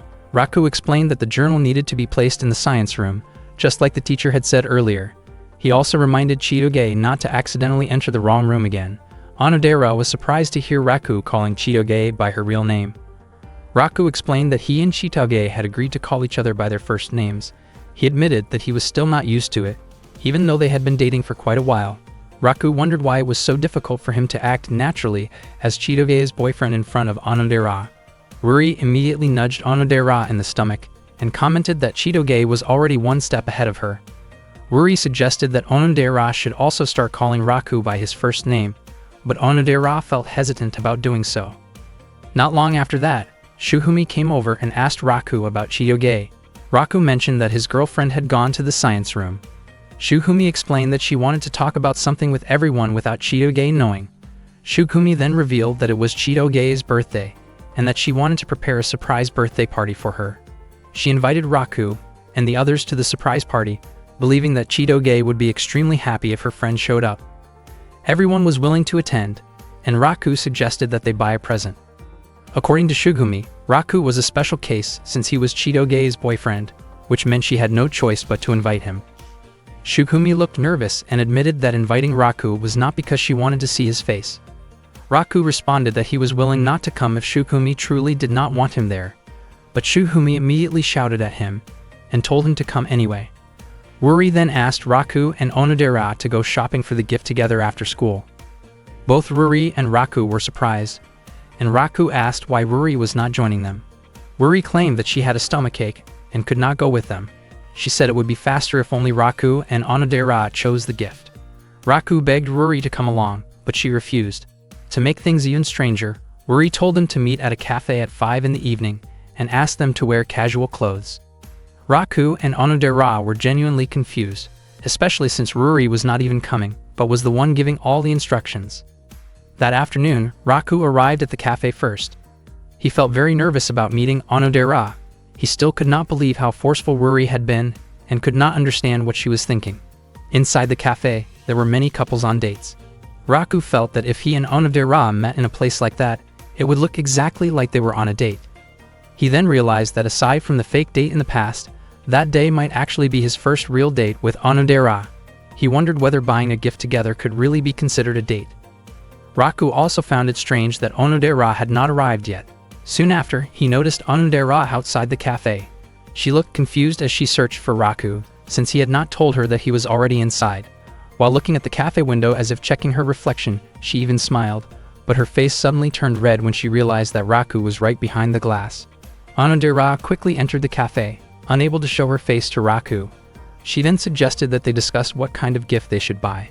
Seeing how unusual her behavior was, Raku realized that Onodera was probably pretending that nothing had happened earlier. Raku found Onodera's face incredibly sweet. When the cafe staff came over, Onodera quickly ordered a coffee. She looked very cute in her casual outfit, but she was clearly nervous because she kept wondering whether Raku had seen her earlier. At that moment, Raku thought about whether people around them might see them as a couple on a date. Raku was actually curious about the boy who had made a promise with Onodera 10 years ago, as Ruri had mentioned, but he felt that it was not the right time to ask about it. Onodera asked what kind of gift might make Chitoge happy. At that moment, Raku instead found himself thinking about when Onodera's birthday was and how he might want to buy her a birthday present someday. Onodera then suggested that they check nearby shops so they could find something more quickly. Raku wanted to ask about Onodera's birthday, but he did not have the courage to bring it up yet. Before long, they found the gift they were looking for. Raku felt like a coward for not being able to ask what he truly wanted to know, and he realized that their time together was about to end. Seeing Raku fall silent, Onodera asked whether he was happy going shopping with her. She worried that Raku might not have enjoyed it, especially since he had come along because Ruri pushed him to do so. Raku denied that idea and explained that he truly enjoyed spending time with Onodera. Hearing that made Onodera feel relieved. She then asked Raku to take a short walk with her. They walked along the road together, passing through a narrow street, and before long they arrived at a spot where the entire city view could be seen clearly. Raku instantly fell in love with the place. He never imagined that there could be a roadside location with such a beautiful view. He was sure that no one else knew about it. As it turned out, the place was Onodera's secret spot, which she had discovered by accident. Raku wondered whether it was really okay for Onodera to show her secret place to him. He asked whether Ruri also knew about it. Unexpectedly, Onodera said that she had not told anyone else and asked that the place remain a secret shared only between the two of them. Raku was surprised to hear that. Onodera admitted that she felt incredibly happy that day, and she considered sharing that secret place her way of thanking Raku. Raku felt genuinely happy to be seen as someone special by Onodera, and he promised that he would not tell anyone about the place. Onodera smiled sweetly while calling Raku by his real name. Raku fell silent as he looked at her smile, which reminded him of someone from his past. Onodera felt embarrassed for calling him by his real name, and at that moment, Raku began to wonder whether Onodera might be the girl who had made a promise with him 10 years earlier. Raku stayed quiet, which made Onodera think that maybe he did not like being called by his real name. Raku then gathered his courage to ask Onodera something, since the atmosphere felt just right. He hesitated, unsure whether it was appropriate to ask about her birthday and invite her to celebrate it together. Unfortunately, the words that came out of his mouth were not what he intended. Instead, he asked whether the girl who had made a promise with him 10 years ago was Onodera. Raku was shocked at himself for suddenly being so straightforward and emotional. He felt confused about how to explain himself, but to his surprise, Onodera admitted it. Raku's face turned red in disbelief when he realized that Onodera was the girl he had been searching for all this time. Onodera then showed him a key and explained that she had also been looking for the person who made that promise with her 10 years ago. The memory was vague in her mind, but she recalled that 10 years earlier, when she was 5 years old, she had befriended a boy. When they parted ways, the boy gave her a key. She could not remember his name or face, but she clearly remembered that the boy wore a pendant identical to the one Raku had. Raku never imagined that Onodera was the girl connected to the pendant promise. Onodera apologized for denying it in the past, explaining that she had been too shocked when Raku first asked her about it. Onodera explained that she had played with the boy during the summer back then. She had been very shy, and the boy was the one who invited her to play outside. For some reason she trusted him deeply, and she admitted that he could be considered her first love. Raku's face turned even redder upon hearing that. Onodera said that she had been extremely surprised the first time she saw Raku's pendant, which made her suspect that he might be the boy who made the promise with her 10 years ago. Raku finally understood why Onodera once said that even though it was just a childhood promise, she was sure that the person who made it truly cared about her. Onodera admitted that she had always hoped that the boy was Raku. Both of their hearts raced as Onodera slowly leaned closer to him, leaving Raku flustered and overwhelmed. Suddenly, the moment was interrupted by the sound of a phone ringing. Shukumi called Raku and asked him to come to the party immediately. In the end, Raku and Onodera stopped their conversation and hurried away. They got on the bus together, and throughout the ride, neither of them spoke. Raku kept thinking about whether the girl he had been searching for all this time was truly Onodera. There was an easy way to confirm it, which was by opening the pendant. Soon they arrived at Shidoge's house. Shu, Ruri, and Shukumi were already waiting in front of the gate. Shidoge's house was enormous, leaving everyone in awe. Ruri even became curious about what kind of job Shidoge's father had. Ruri worried that their gifts might not be good enough for Shidoge, but Shukumi reassured her that Shidoge was not the type of person who judged others based on the gifts they gave. Shukumi was puzzled as to why Shu had come along even though she had not invited him. Not long after, Shidoge arrived and was shocked to see her friends standing in front of her house. Shukumi explained that she had secretly invited everyone to Shidoge's birthday party. Shidoge was stunned and quickly pulled Raku inside. She panicked because she had never told her friends that her family was part of a mafia organization. Raku found it strange that Shidoge was still so bothered by something like that. Shidoge admitted that her family background had always troubled her, and that was the reason she had not had friends before. Raku then told everyone that Shidoge's family was essentially a mafia group, similar to the Yakuza in Japan. Onodera was surprised by the revelation, as she had always seen Shidoge as an amazing and extremely wealthy girl. Shidoge was shocked to hear Onodera praise her and realized that it did not become a problem for their friendship after all. Shukumi led everyone into a room inside Shidoge's house. As soon as Shukumi opened the door, the members of the Beehive had already prepared a lively surprise party for Shidoge. That day was Shidoge's 16th birthday, and it was the first time she had ever invited her friends over. The Mafia members greeted Shidoge's friends as well. They were surprised to see how happy Shidoge looked, since that kind of expression felt unusual for her. Not long after that, Claude arrived and greeted everyone. Claude then started teasing Raku, and was convinced that Raku must have prepared a special gift for Shidoge. Raku realized that Claude was becoming more open and straightforward when making fun of him. As the party went on, Onodera gave Shidoge a set of stationery, while Ruri gave her a novel. Shidoge felt genuinely happy with the gifts they gave her. After that, the Beehive Mafia members presented their gift, which was a 1-year supply of bananas and 1,000 Enka CDs. They chose that gift because they knew how much Shidoge loved those things. Meanwhile, Claude wanted to show off his own gift for Shidoge, but he deliberately acted humble by saying that his present could not compare to what Raku had prepared. It turned out that Claude had bought a luxury car with the newest and coolest model. However, Shidoge did not need it, since she did not have a driver's license yet. Next, the Beehive members pressured Raku to finally show his gift to Shidoge. Raku did not expect that giving a birthday present could feel this difficult. In the end, he revealed a gorilla plush doll that looked exactly like him. The Beehive members immediately protested, unable to accept why Raku would give such a gift. Raku admitted that the moment he saw the doll, he really liked it and thought it was a good plush. Unexpectedly, Shidoge ended up liking the gift very much. The Beehive members could not understand why Shidoge reacted that way. Raku was left staring in surprise at Shidoge's cute expression. While the party continued, Shidoge approached Raku on the balcony. She mentioned that Raku's taste in choosing gifts was terrible. Raku did not expect that her earlier reaction had only been an act, and he told her that she could just throw the gift away if she did not like it. Shidoge replied that since they were dating, she would not throw it away and said that she would keep the gift. Raku started to think that Shidoge actually liked his present, but she kept denying it. Raku was confused as Shidoge began to show a sweeter side of herself, making his heart race. Raku wondered why his heart was pounding just from looking at Shidoge, especially since he had only recently realized that he had found the girl who made a promise with him 10 years ago. Thinking about it all made his head spin. Shidoge then asked whether Raku still liked the girl who made that promise with him 10 years earlier. Raku was surprised by the question, but he also found himself wondering if Onodera was truly the girl from that promise long ago. Raku admitted that he still liked that girl. After hearing that, Shidoge asked whether Raku had ever heard of the term "zossing in love." That night, Chitoge asked whether Raku had ever heard the phrase "Zasen in love." Raku was startled and wondered where Chitoge had learned that phrase. He did not understand why his heart kept pounding so hard. Raku remembered that "Zasen in love" was a line he and a certain girl had once spoken as part of a promise.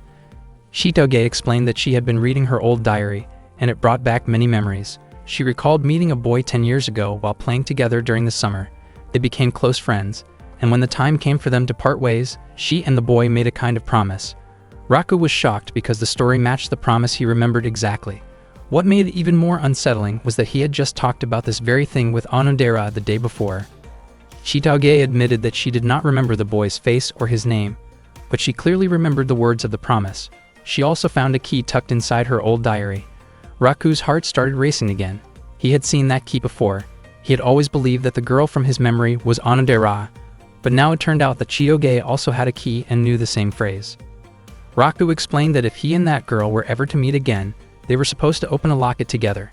If the girl still remembered the promise, she would definitely have the key. Both of them looked nervous as they stared at each other. Even so, they soon felt that it was almost impossible for them to have made such a promise together, especially since Chitoge insisted that she did not remember ever meeting Raku back then. Raku also pointed out that Chitoge felt very different from the girl who had lived in his memories all this time. Chitoge was convinced it was just a coincidence, because Raku was nothing like the boy described in her diary. In her mind, that boy was kind, amazing and cool, nothing like Raku. Raku, in turn, said that the girl from his promise was gentle, sweet, and feminine. Chitoge grew annoyed at the idea that she might have been the one who made a promise with Raku. At the same time, Raku was not convinced at all that the girl was Chitoge. Raku then asked Chitoge to prove it by trying her key on his locket. If the locket did not open, it would clearly mean they had no connection in the past. Neither of them truly believed it would work.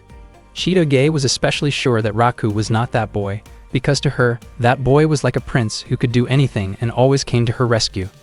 Raku wondered what Chitoge would do if he really were that boy. Chitoge went so far as to say that she would do anything if Raku truly turned out to be him, precisely because she was convinced that person could not possibly be Raku. Raku and Chitoge prepared themselves to find out the truth. Raku hoped the locket would not open, because it felt impossible for Chitoge to be the girl he had been searching for. Chitoge was just as certain that Raku was not the boy from her past. She was too nervous to start right away, and both of their hearts were pounding intensely. When the key actually slid into the keyhole of the locket, their faces grew even redder. Then, unexpectedly, the key snapped as Chitoge turned it. Raku was stunned when he saw the broken key and could not understand how Chitoge had managed to break it. Chitoge explained that it was an accident, and that her nerves had caused her to twist the key too forcefully. Raku became frustrated when the broken piece got stuck inside the locket. Chitoge was at a loss, unsure of what to do. Raku was upset because this meant he could no longer try opening the locket with Onodera's key. Chitoge asked Raku to forget about it, especially since they both felt they had never truly shared a promise together. She quickly ended the conversation. Raku tried to stop her, but Chitoge ignored him and walked away. Raku was confused by her behavior and could not stop wondering what might have happened if the locket had actually opened. Meanwhile, Chitoge continued watching Raku from a distance. Raku walked down the hallway, still lost in thought about Onodera and Chitoge, who both seemed to have made promises 10 years ago, and both possessed similar keys. He convinced himself that it had to be nothing more than a coincidence. Raku concluded that one of them had to be the girl who made that promise with him, which meant he had definitely met one of them back then. If he could solve that mystery, he would finally know who that girl was. Suddenly, a man called out to him and thanked him for coming to Chitoge's birthday party. Raku felt like he had seen the man before, and then he realized it was Adelt. Adelt asked whether Raku was close to Chitoge and apologized for forcing him into the difficult role of pretending to be her boyfriend. Adelt mentioned that Chitoge had seemed much more cheerful since coming to Japan, and he believed it was all thanks to Raku. Raku remembered Chitoge once saying that she did not have a single friend back in America. Adelt was confident that Raku and Chitoge got along very well and even thought they were a perfect match. Raku denied it and said that he and Chitoge argued all the time. Adelt laughed and revealed that Raku and Chitoge had actually been close friends when they were children. Raku was shocked to hear this, and Adelt had already guessed that Raku would not remember something like that. Adelt explained that 10 years earlier, he had held a series of meetings with Raku's father at a secret location in Japan for almost an entire month. At that time, Adelt had brought along Chitoge, who was still 5 years old. Back then, Chitoge had been very close to Raku. Raku never expected that he and Chitoge had actually met 10 years ago. He began to suspect that Chitoge might have been the girl connected to the promise, and that Onodera might have been mistaken in thinking that Raku was the boy she had been looking for. Adele also mentioned that Onodera had played together with them as well. Raku was shocked, and his heart raced as he listened to the story. He realized that he had not spent time with just one of them, but with both of them. At that time, Chitoge had approached Onodera, and Onodera had wondered why she did not see Raku around. Chitoge had pretended not to know where Raku was. Raku finally understood that 10 years ago, he had met both Onodera and a younger Chitoge at the same place, and that the two of them were connected to the same promise. He could not understand why things had turned out this way. The two keys carried different symbols, and Raku was certain that only one girl had made a promise with him. After Adele left, Raku began to think seriously about who that girl truly was. He wondered if it could have been Onodera. If that were true, then he believed it really was fate, because Raku truly wished for someone like Onodera to be his future wife. If it turned out that the girl was Chitoge, then Raku felt he would not be able to accept it so easily. Even if the girl from the past was Chitoge, everything had happened when they were still children, and the person Raku cared about now was Onodera, and that would not change. Raku's pendant was being repaired by Shu's uncle. The next day, Shu called his uncle to ask whether the pendant could be fixed. It turned out that Raku's pendant was quite complicated and rather rare, so it would take some time to repair. Raku felt relieved knowing that his pendant was being taken care of. Shu asked what had happened to the pendant and wanted Raku to explain it, but Raku said that he would talk about it another time. That morning, Raku met Chitoge at the shoe lockers, and they walked to class together. Raku told her that both his pendant and their keys were being repaired by Shu's uncle, who worked as a locksmith. Raku found it strange that Chitoge seemed to be acting so normal. When they arrived at the classroom, they noticed Claude watching them from outside. Raku immediately suggested that they act like a couple. When Raku touched Chitoge's shoulder, she was clearly startled. Raku was confused when Chitoge's face suddenly turned red. Chitoge asked Raku not to act so carelessly. Raku reminded her that Claude was watching them. Not long after that, their classmates came over to greet them. Raku quickly put his arm around Chitoge and acted as if he were deeply in love. Seeing Chitoge's flushed face, Raku was surprised and curious about what was going on with her. Chitoge tried to calm herself down. At that moment, Onodera was also there, quietly observing their behavior. While Raku was watering the flowers, Onodera approached him and mentioned that Chitoge's behavior seemed a little strange. She wondered whether Raku and Chitoge had argued.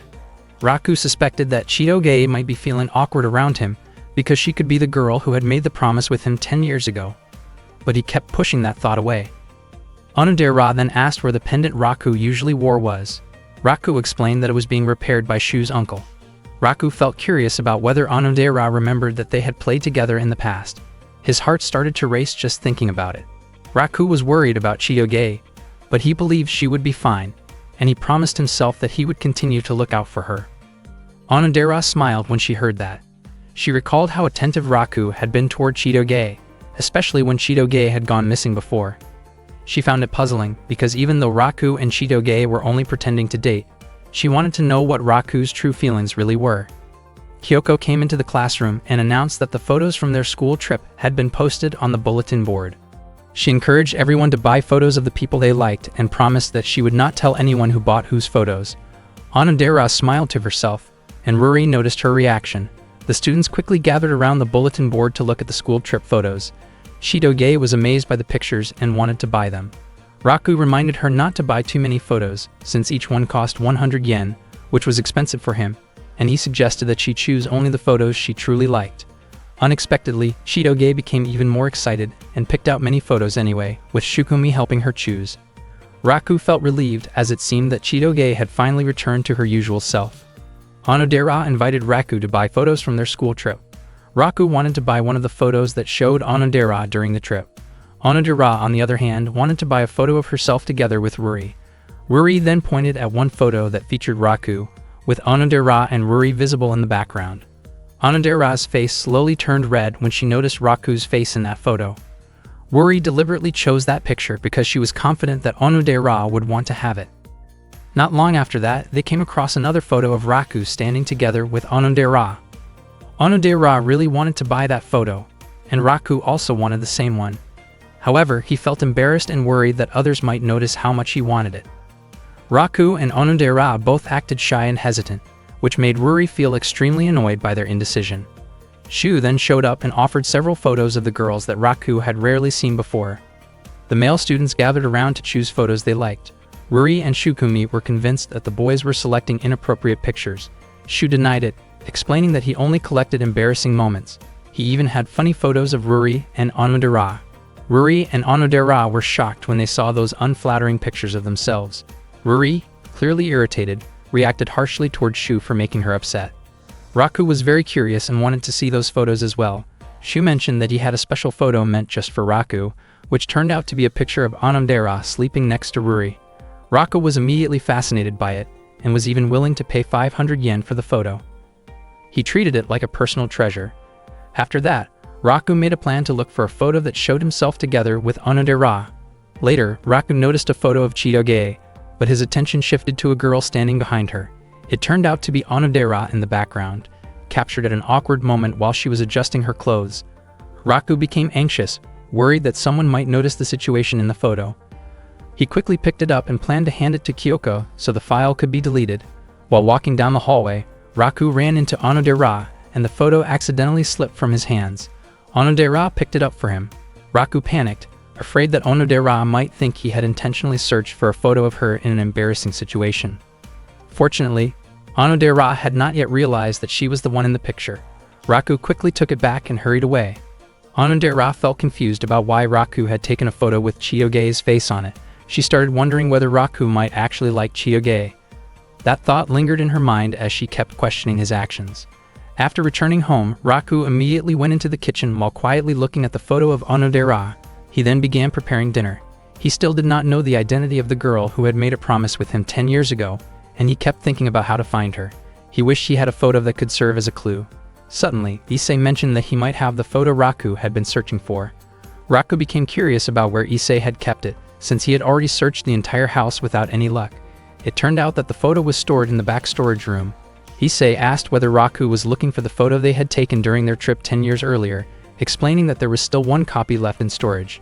Raku was shocked to realize that this photo could bring him closer to the truth.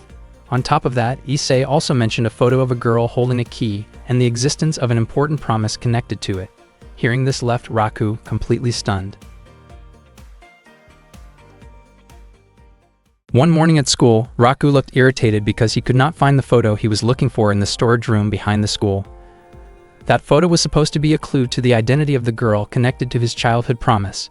Suddenly, Shu appeared in front of him and asked whether Raku had any plans after school. It turned out that Shu wanted to invite Raku to a group study session at Mickey D after school. Raku felt confused about why Shu was suddenly organizing a study session like this. Shu explained that the final exams were coming up soon, so he believed Raku must already have a solid strategy to deal with them. Raku looked uncomfortable hearing Shu address him so casually. He replied that he had already been studying hard every day, and especially that day he needed to look for something important, so he refused the invitation. However, once Shu mentioned that Onodera would be joining, Raku immediately decided to take part in the study session. After school, Raku went together with his friends to study. Chitoge looked extremely excited as she went out with everyone. Raku felt annoyed because he believed Shu had tricked him. Chitoge, who was in high spirits, kept shouting about how happy she was to go to Mickey D with her friends. In fact, Raku had once dreamed of going to Mickey D together with Onodera. At the same time, he felt that he was already close to finding the answer to who the girl from his promise really was. His memories were still vague, whether the girl had blonde hair or black hair, and what her defining features were. The more he thought about it, the more unsettled he became. After they finished ordering and picking up their food, they began arranging their seats. Ruri suggested that Onodera sit next to Raku so she could ask him for help studying like before. Onodera looked nervous and refused, instead asking Raku to sit near Chitoge, since the two of them were officially dating. Raku felt confused because Onodera seemed colder than usual. Ruri glanced at Onodera and wondered if something had happened between them, but Onodera shook her head and smiled. Even so, Ruri was convinced that something must have happened. They soon started their second group study session. Shu asked whether Shukumi was the type of student who enjoyed studying. Shukumi described herself as just an average student, but Chitoge told everyone that Shukumi could get into almost any university she wanted. Onodera and Shu both praised her for that. Shukumi then questioned why Raku could not solve such an easy problem, especially since he was dating someone like a princess. Raku asked Shukumi not to worry about him, but Shukumi suddenly moved closer and explained how to solve the problem step by step. Raku was surprised by Shukumi's sudden behavior toward him. Shukumi's face turned red, and she looked unexpectedly sweet, leaving Raku momentarily stunned. Shukumi wondered why Raku was staring at her instead of listening to her explanation. Raku's heart raced as he sat close to Shukumi. He also praised the way she explained the problem, saying it was very easy to understand, and sincerely thanked her. Shukumi looked flustered and asked Raku to try solving the problem himself. After that, she returned to her seat. Chitoge asked which problem Shukumi had helped him with. Meanwhile, Shu wore a teasing grin that clearly annoyed Shukumi, and she reacted by firmly scolding him, making it clear she wanted him to stop. Chitoge and Raku were surprised to see that Shu and Shukumi seemed so familiar with each other. After that, Shu reminded everyone about their English homework and said he was counting heavily on Chitoge. He asked Chitoge to translate a dialogue from the textbook. The dialogue was about Anna asking George about a woman, only for George to say he did not recognize her. A jealous Anna then questioned which woman George chose, the other woman or herself. Raku could not understand what kind of dramatic story Kyoko had written.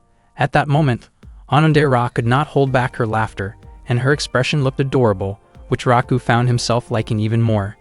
Raku had a strong feeling that Onodera shared similar traits with the girl from his childhood promise. Onodera herself suspected that the boy she was searching for might be Raku. On the other hand, Chitoge did not match any of the traits of the promised girl, yet she possessed a key and knew about Zaza love. Thinking about all of this only made Raku feel more confused, so he tried to calm himself down, believing that everything would become clear once he found the photo clue.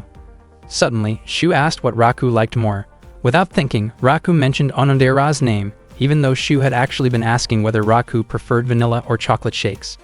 Raku felt extremely embarrassed and quickly asked what flavor Onodera liked. Onodera admitted that she preferred strawberry. After that, Raku laughed and finally realized that he had almost confessed his feelings to Onodera by accident. He thought that no one had noticed what he said earlier.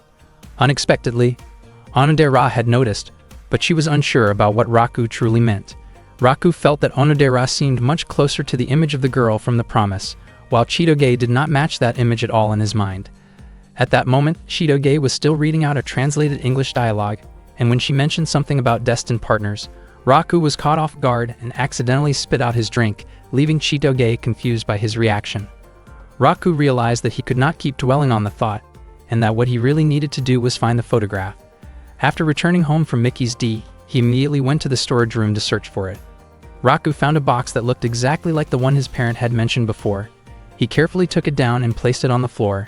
He was certain that the box contained a photograph from 10 years ago, and once he opened it, he would finally learn what the girl he had been searching for all this time looked like. His heart raced as he wondered whether the girl would turn out to be Onodera or Chitoge. Unable to hold back his anticipation, he slowly opened the box, only to be completely stunned by what he found inside. The photograph showed Raku as a child together with Issei and a young girl. The image only deepened his confusion. The girl in the photo was neither Onodera nor Chitoge, and Raku realized that he did not recognize her face at all. In the photograph, the young girl was holding a key in her hand, which meant that she was the one who had made the promise with him 10 years earlier.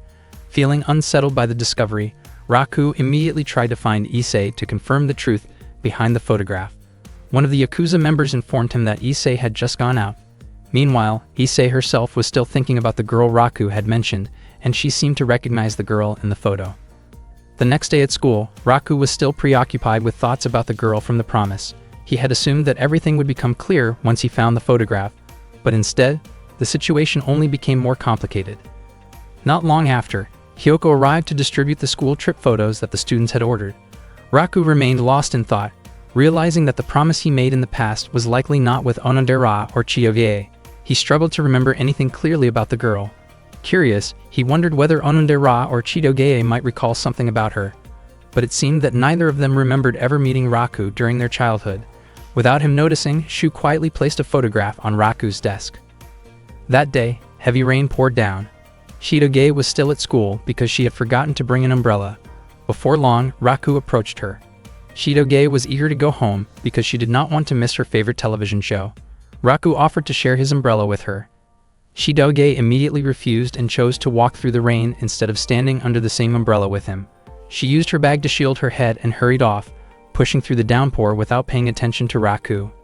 After a short while, Raku caught up to her, worried that she might get sick from being soaked in the rain. Chitoge's face flushed when she noticed how concerned he was. As the rain grew even heavier, they eventually walked together under the umbrella. Both of them looked awkward and shy, especially when a few students noticed them and teased them playfully. When rain began to soak Chitoge's shoulder, she instinctively moved closer to Raku so they could both stay dry. She explained that staying close was the only practical choice in that situation. Raku found himself confused by Chitoge's recent behavior and was unsure how to respond to it. Seeing Raku's troubled expression, Chitoge asked him not to misunderstand the situation. Raku insisted that his thoughts were completely innocent. Chitoge felt that she was already being considerate by acting that way for his sake. Raku reassured her that he had no strange intentions and that he had never asked her to do anything like that. Their exchange continued with lighthearted bickering, though Chitoge became irritated when Raku teased her with an unflattering nickname. Just as her frustration peaked, a loud clap of thunder echoed nearby, startling both of them. Raku was surprised by how close the thunder sounded. When he looked over, he saw Chitoge crouching down, clearly shaken by fear. He had never realized that she was so frightened of thunder. Raku remarked that she had more weaknesses than she let on. Chitoge warned him that she would not forgive him if anyone else found out about it. Raku promised to keep it a secret. Since the thunder continued and the rain showed no sign of stopping, they decided to stay sheltered there for a while. To help calm her nerves, Chitoge asked Raku to talk about something else so she would not feel so scared anymore. Raku invited Chitoge to look through the field trip photos they had bought. Chitoge suggested that they show each other the photos. She had purchased a total of 80 pictures. At that moment, Raku had already separated Onodera's photos from the rest beforehand. As Chitoge went through the stack, she was startled when she found a picture of herself asleep. Raku was surprised as well because he was sure he had never taken or kept a photo like that. He immediately became convinced that Shu must have slipped it in. Raku tried to explain the situation so Chitoge would not get upset, but it turned out that she understood he would never intentionally keep a photo like that. Raku was confused and a little amazed by how understanding she was. Chitoge continued flipping through the photos, while Raku felt that something about her behavior seemed different than usual.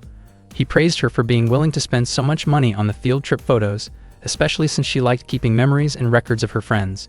Chitoge said that many things had changed since she came to Japan, and that one of her regrets was spending her youth pretending to be Raku's girlfriend. However, she added that lately the fake feelings she had experienced did not seem so bad after all. Raku was completely taken in by what she said and admitted that he felt the same way. To his surprise, Chitoge revealed that she had just been teasing him. What she said earlier was nothing but a joke, and she laughed at Raku's expression when he thought she was being serious about him. Raku felt irritated and told her that she really should not tease him like that. Suddenly, a loud clap of thunder echoed nearby.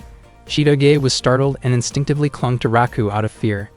Their faces ended up very close, and they locked eyes for a brief moment. Just then, Issei appeared and commented that the two of them looked unusually close for the middle of the day. Raku and Chitoge were shocked and quickly pulled apart. Issei did not expect the relationship to seem this serious, especially since he had only told them to pretend to be a couple. Both Raku and Chitoge immediately denied the idea, insisting that they did not like each other in that way. Issei simply laughed at their reaction. He had actually been looking for Raku because he wanted to talk about something important. It turned out that Raku also wanted to speak with his father, but Issei said that his own topic was urgent and that he wanted to bring it up first. He felt awkward about revealing it, especially since Raku and Chitoge had been spending more time together lately. Chitoge quickly denied being close to Raku. Issei then explained that someone wanted to meet Raku the next day. Raku did not understand what his father meant at first. Issei finally said that the person who wanted to meet Raku was his fiancé. Both Raku and Chitoge were stunned by the revelation and could only stand there in silence after hearing such unexpected news. Meanwhile, the girl who was said to be Raku's fiancé was eagerly waiting for the day she could finally meet him and fulfill the childhood promise they had made 10 years ago.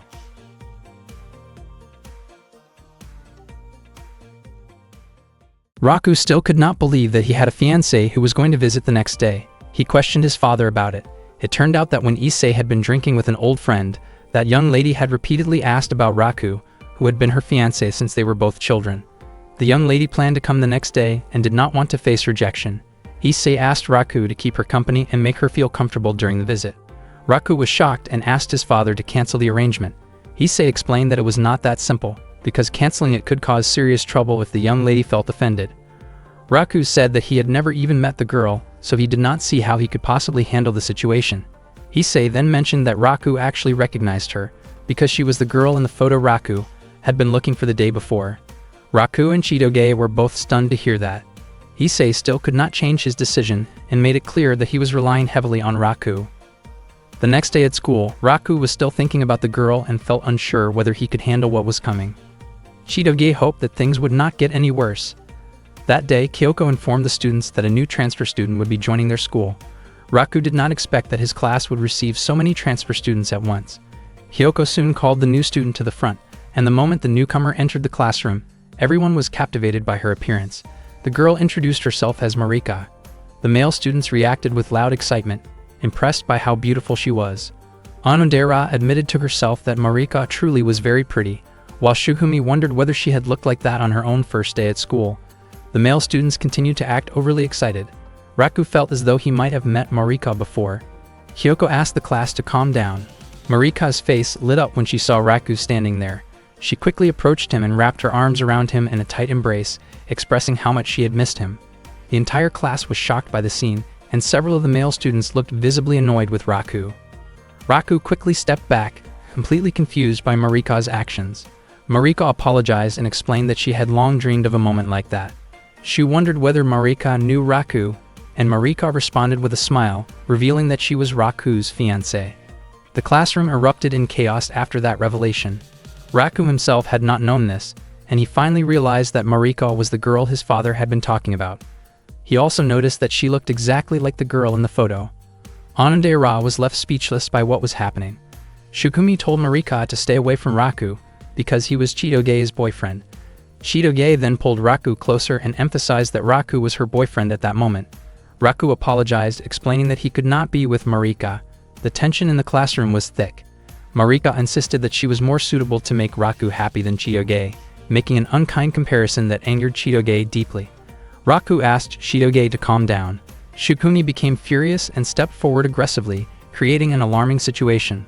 Unexpectedly, a group of police officers arrived to ensure Marika's safety and to de-escalate the conflict around Shukumi. Marika apologized for causing such a commotion.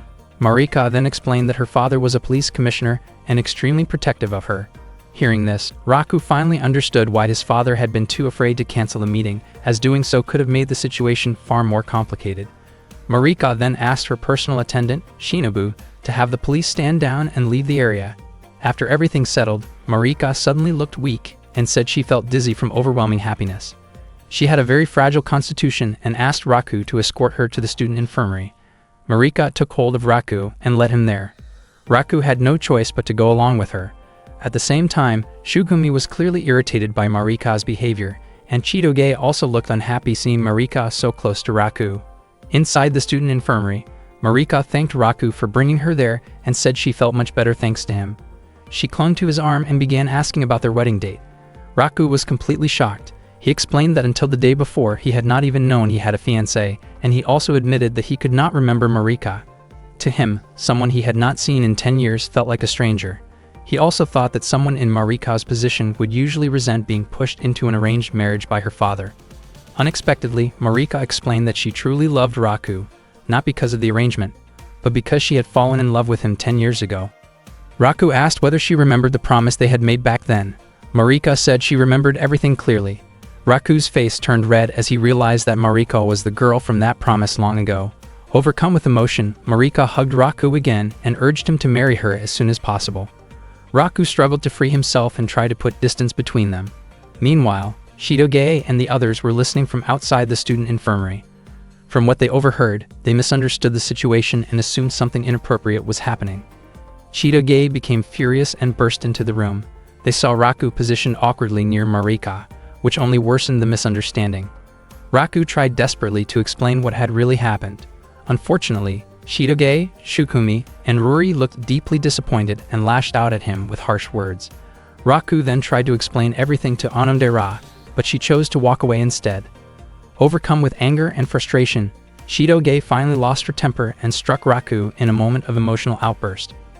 The next day, Shinobu told Marika that she suspected Raku no longer remembered the promise from 10 years ago. Marika did not see that as a problem, because she believed she would be the one to make Raku remember it again. Marika truly wanted Raku to marry her. That morning, Chitoge arrived at school and headed straight to her classroom. She thought that Raku probably did not have the nerve to do anything inappropriate, yet she was confused about why she felt so frustrated about it. Chitoge realized that she might have gone too far when she hit Raku the day before, and she planned to apologize to him. As soon as she entered the classroom, she was shocked to see Raku being hugged by Marika. The other students could only stay silent as they witnessed Marika's behavior toward Raku. Chitoge wondered why she felt the need to hide because of something like that. Raku scolded Marika, explaining that her actions had caused him a lot of trouble. Earlier that morning, he had noticed the girls busily gossiping about him, and during physical education class, especially while playing dodgeball, the male students kept targeting him.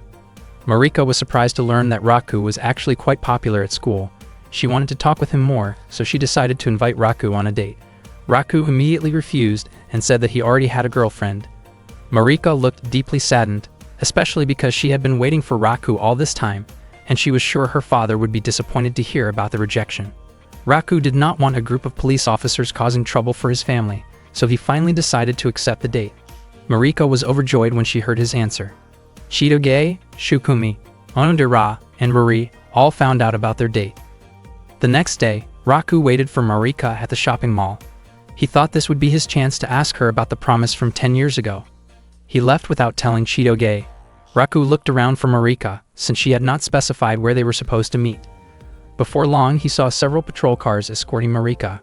Marika greeted the waiting Raku with a bright smile, and soon after, the police officers left. Raku thought that the girl who liked him really did bring him a lot of trouble. At the same time, Onodera and Ruri were watching the two of them from a distance. Shukumi also arrived to keep an eye on Raku. She was dressed in a very feminine way, making people around her think she was a model. Shukumi wanted to monitor Raku's actions so she could report them to Chitoge. She was not doing this out of curiosity, but for Chitoge's sake. Raku suddenly approached her and asked where the nearest restaurant was. After that, Raku and Marika headed straight to the restaurant. Raku complimented Shukumi on how beautiful she looked, without realizing that she was actually Shukumi. Shukumi became irritated because Raku did not recognize her at all. Meanwhile, Chitoge was wearing a mask and dark sunglasses. She thought that with such a disguise, no one would recognize her. But suddenly 2 police officers called out to her. Chitoge immediately ran away to avoid them. At the same time, Raku and Marika were enjoying their meal at the restaurant. Suddenly, Marika tried to feed Raku, which startled him. Marika explained that this was normal behavior for an engaged couple. She then asked whether Raku was still thinking about his girlfriend, but Raku denied it. Marika could not understand why Raku chose a partner who seemed rude like Chitoge. Raku said that Marika might not be entirely wrong, but to him, Chitoge still had a good side.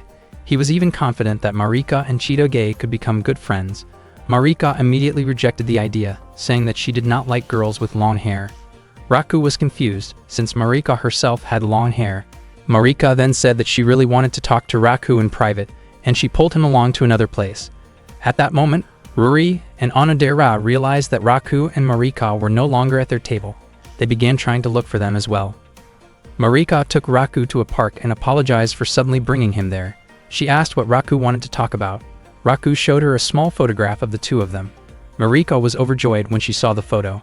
She never expected that Raku had kept it, and that meant he still remembered her, which deeply touched her. Chitoge managed to find them and continued to secretly observe their conversation. Raku explained that all he remembered was making a promise to a girl 10 years ago, and he wondered if Marika might be the girl he had been searching for. Raku was willing to talk about the promise from 10 years ago and showed the key that he had. In return, Marika asked Raku to break up with his girlfriend. Chitoge became upset when she learned about the condition Marika demanded, and she was curious about what Raku would do. Raku said that he could not agree to that condition because he could not leave Chitoge for such a selfish reason, and he would never accept that demand. Chitoge's face turned red when she heard Raku's answer. Marika said that it was a beautiful response, but she admitted that it only made her fall even more in love with Raku. Unexpectedly, Marika noticed Chitoge listening in and pointed it out to Raku. Chitoge showed herself and explained that what she had been doing was an investigation into possible infidelity. She brought up the promise from 10 years ago, but Marika suddenly hugged Raku and claimed that she and Raku had also made a promise 10 years earlier. Because of that, Marika insisted that Chitoge should break up with Raku, who was her fiancé. Chitoge firmly stated that she would never leave Raku. Marika argued that Chitoge was not the right woman for him, and Chitoge became so irritated that she could not say anything in response. Marika stayed close to Raku and asked him to continue what they had been doing before they were interrupted. Chitoge grew extremely upset with Raku.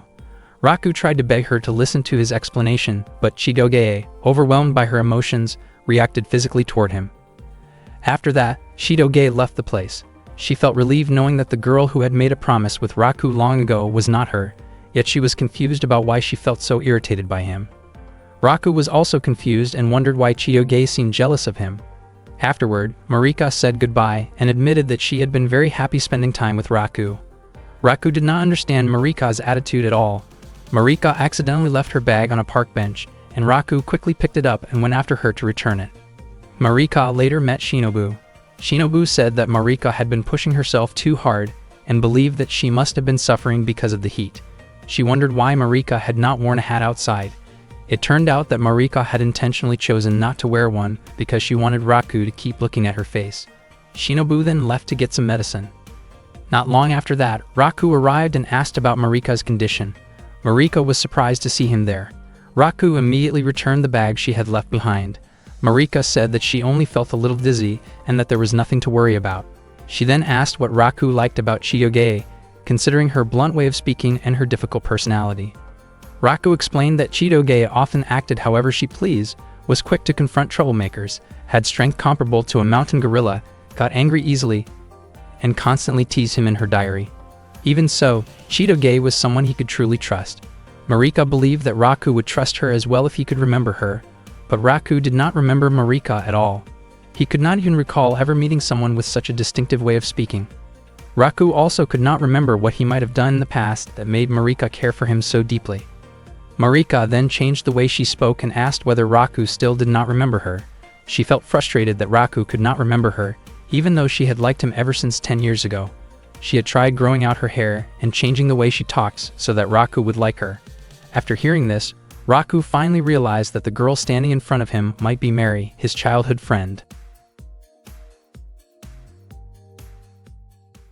Raku was completely shocked when he realized that the Marika standing in front of him was actually Mary, his childhood friend from the past.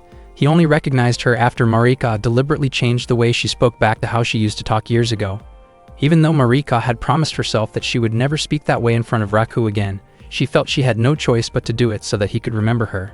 Raku suddenly recalled that he once used to play with children who spoke in that distinctive way, and he also remembered that one of those children had very poor health.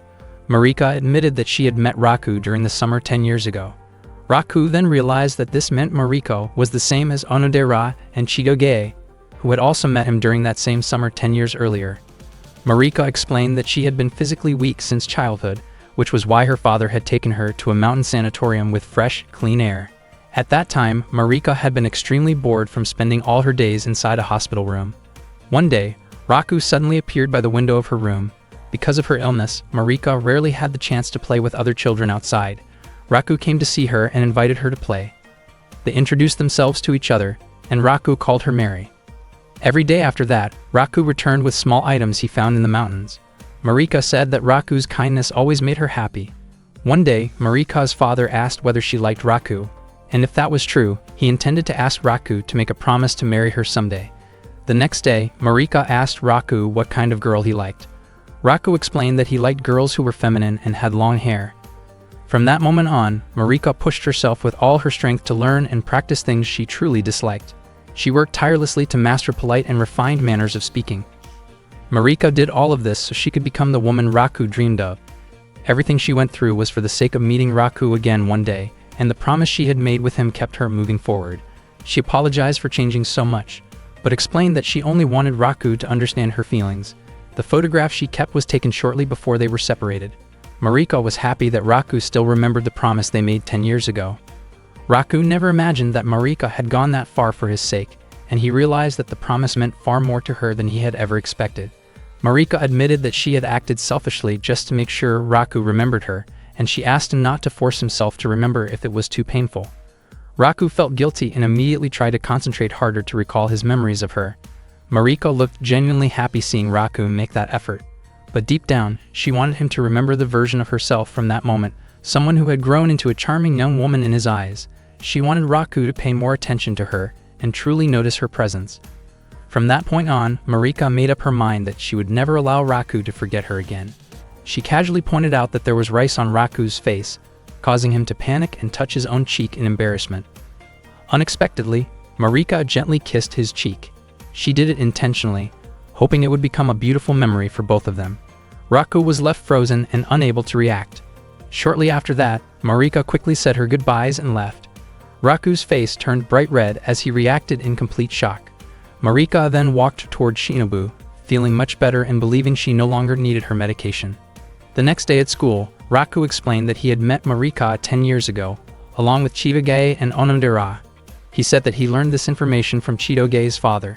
Even though they had been close back then, none of them could clearly remember it now. Chitoge wondered why Raku's face kept turning red, while Onodera admitted that she had felt a sense of closeness with Chitoge from the very beginning.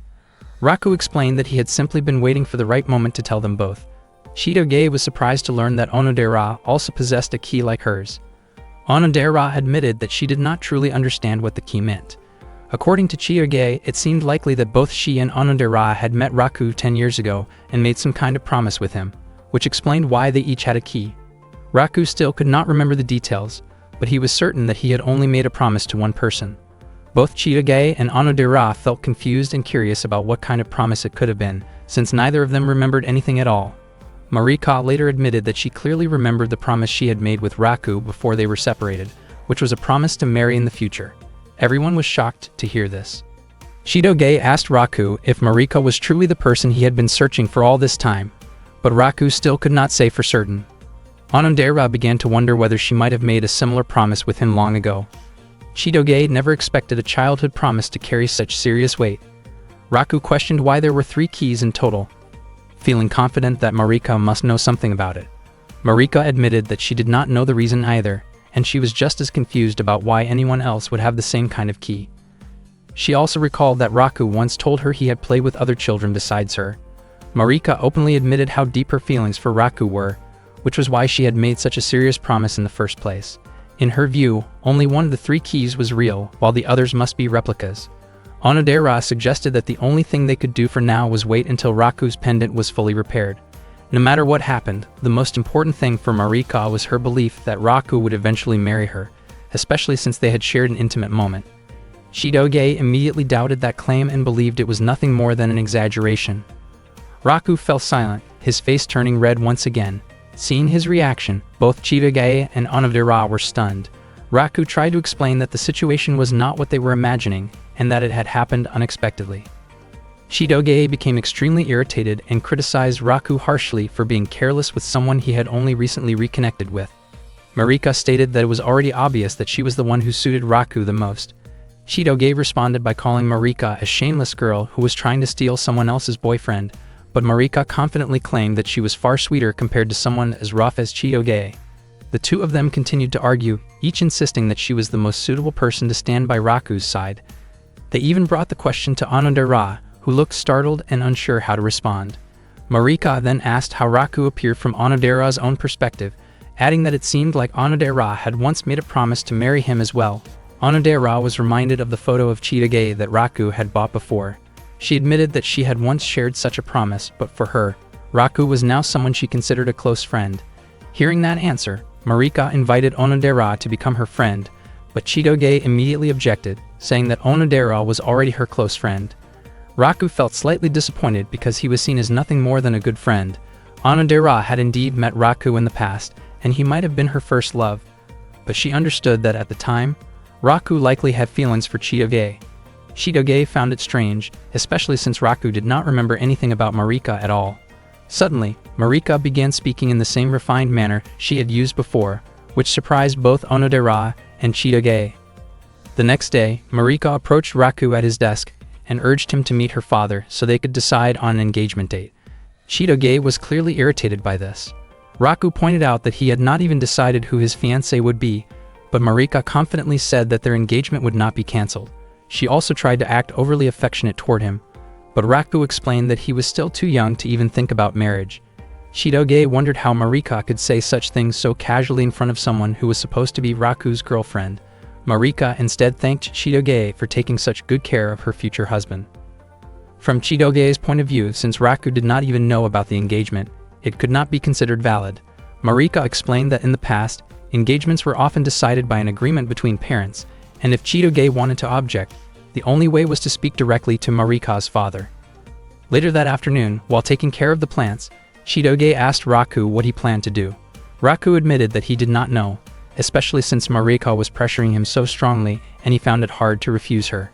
Chidoge criticized him for being too soft and indecisive. She firmly stated that if Raku went to Marika's house, he would likely come back with an officially decided wedding date. Raku, on the other hand, was confused by Chidoge's behavior, which had seemed strange lately. Chidoge admitted that she was worried about what might happen if members of the Beehive group found out about the engagement, and Raku could not even imagine how Claude might react. The following day, Raku walked with Marika to meet her father. He remembered Chidoge's advice, hoping that Marika's father might be willing to cancel the engagement. They arrived at a tall building, and Marika explained that the upper floors were her family's residence. Before entering, Raku asked what her father was like. Marika described him as a very kind man who always worried about her, and she was confident that Raku would like him. They took the elevator to the top floor, and the moment Raku saw Marika's father, he was shocked. Her father had an intimidating presence, even more frightening than someone from an organized crime background. Marika quickly introduced Raku to him, while Raku nervously greeted Marika's father, stumbling over his words. Her father was surprised to see that Raku, the son of Issei, had grown up and looked so much like his father. He invited Raku to sit down and started a conversation, asking about Issei while pointing out a scar on his own face. Raku commented on the scar and asked whether it had been obtained during an assignment. Marika's father revealed that the scar had actually been caused by Issei. He even admitted that seeing Raku, who resembled Issei so closely, stirred up old emotions. He acknowledged the strength of both sides, despite being on opposing paths, and they shared drinks together. Even so, Marika's father admitted that his long-standing wish had been to see Issei brought to justice. Raku concluded that Marika's father was far more intimidating than anyone he had ever met, making it impossible for him to gather the courage to cancel the engagement. Marika's father believed that Raku must have noticed how deeply Marika cared for him. Marika then mentioned that Raku had forgotten about her entirely. Hearing this made her father visibly upset, frightening Raku even more. He realized that this was the reason Raku had never known about the engagement in the first place. Marika's father was irritated that Issei had allowed such an important promise to be forgotten. He then questioned whether Raku might be interested in another girl. Raku tried to avoid answering, but Marika openly revealed that Raku already had a girlfriend. This news made her father furious, but Marika insisted that it was not Raku's fault.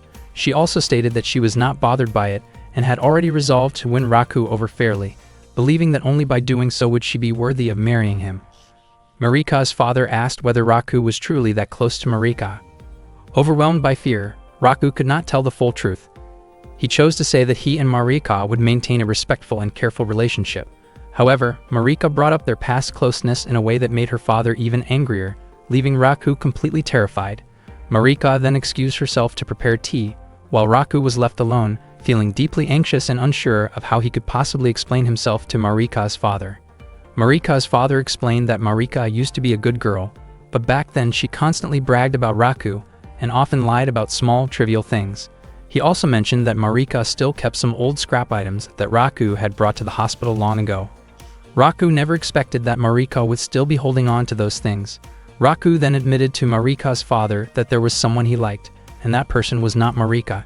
It was not that Raku disliked Marika, but he had already fallen for that girl a long time ago. He sincerely apologized to Marika's father for being honest about his feelings. Hearing this, Marika's father felt relieved that Raku was finally able to speak openly with him. He told Raku not to dwell too much on the matter. Marika's father then asked whether that girl was Raku's girlfriend at the time. Raku was unable to admit it, and Marika's father began to suspect that Raku might be unintentionally confusing people's feelings. Raku tried to explain that the situation was far too complicated. Marika's father did not seem concerned about the details and believed that a promise was still a promise, so he expected Raku to do his best to make the stubborn Marika happy. Some time later, Raku hurried back home, where Marika asked about his earlier conversation with her father. Raku felt that Marika's father was actually kind and truly cared about Marika, even though he came across as intimidating.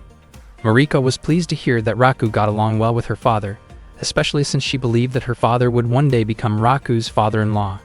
Raku was shocked by that idea and also deeply impressed by how far Marika was willing to go. In Marika's view, the only way to win someone's love was to take the initiative first. She expressed herself openly and tried to become the kind of girl she thought Raku would like. She was even willing to change herself completely for Raku and follow everything he asked of her. Raku told Marika that she was already sweet just the way she was. He praised her for being amazing, since not everyone could do what she did. To him, Marika looked equally charming whether she had long hair or short hair, and whether it was the way she spoke in the past or the way she spoke now.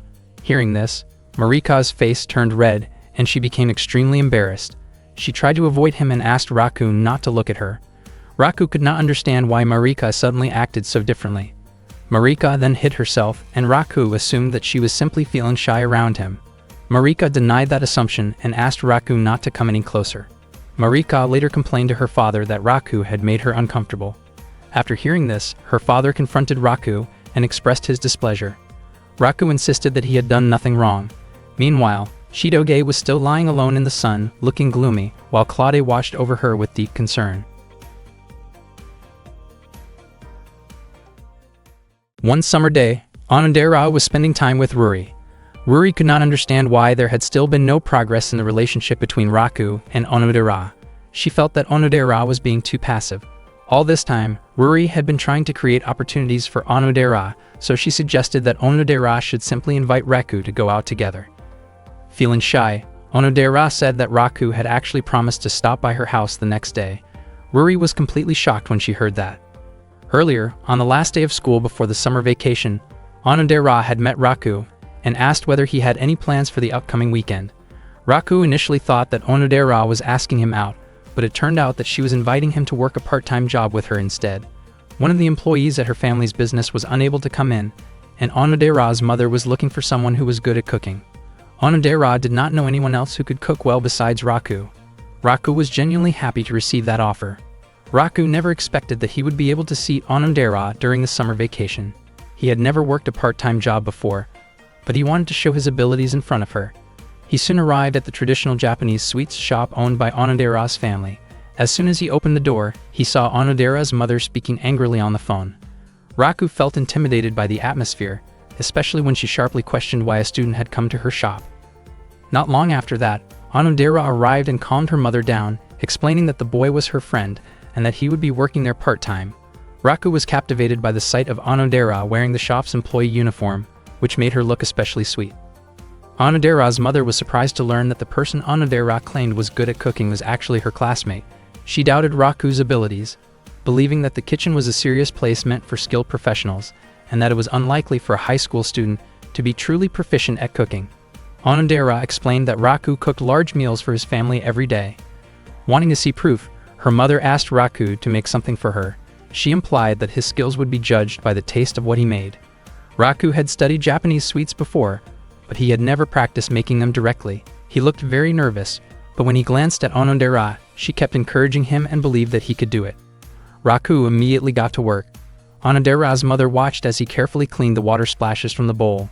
She realized that Raku was probably not very familiar with making Japanese sweets, but she could tell that he was accustomed to cooking in general.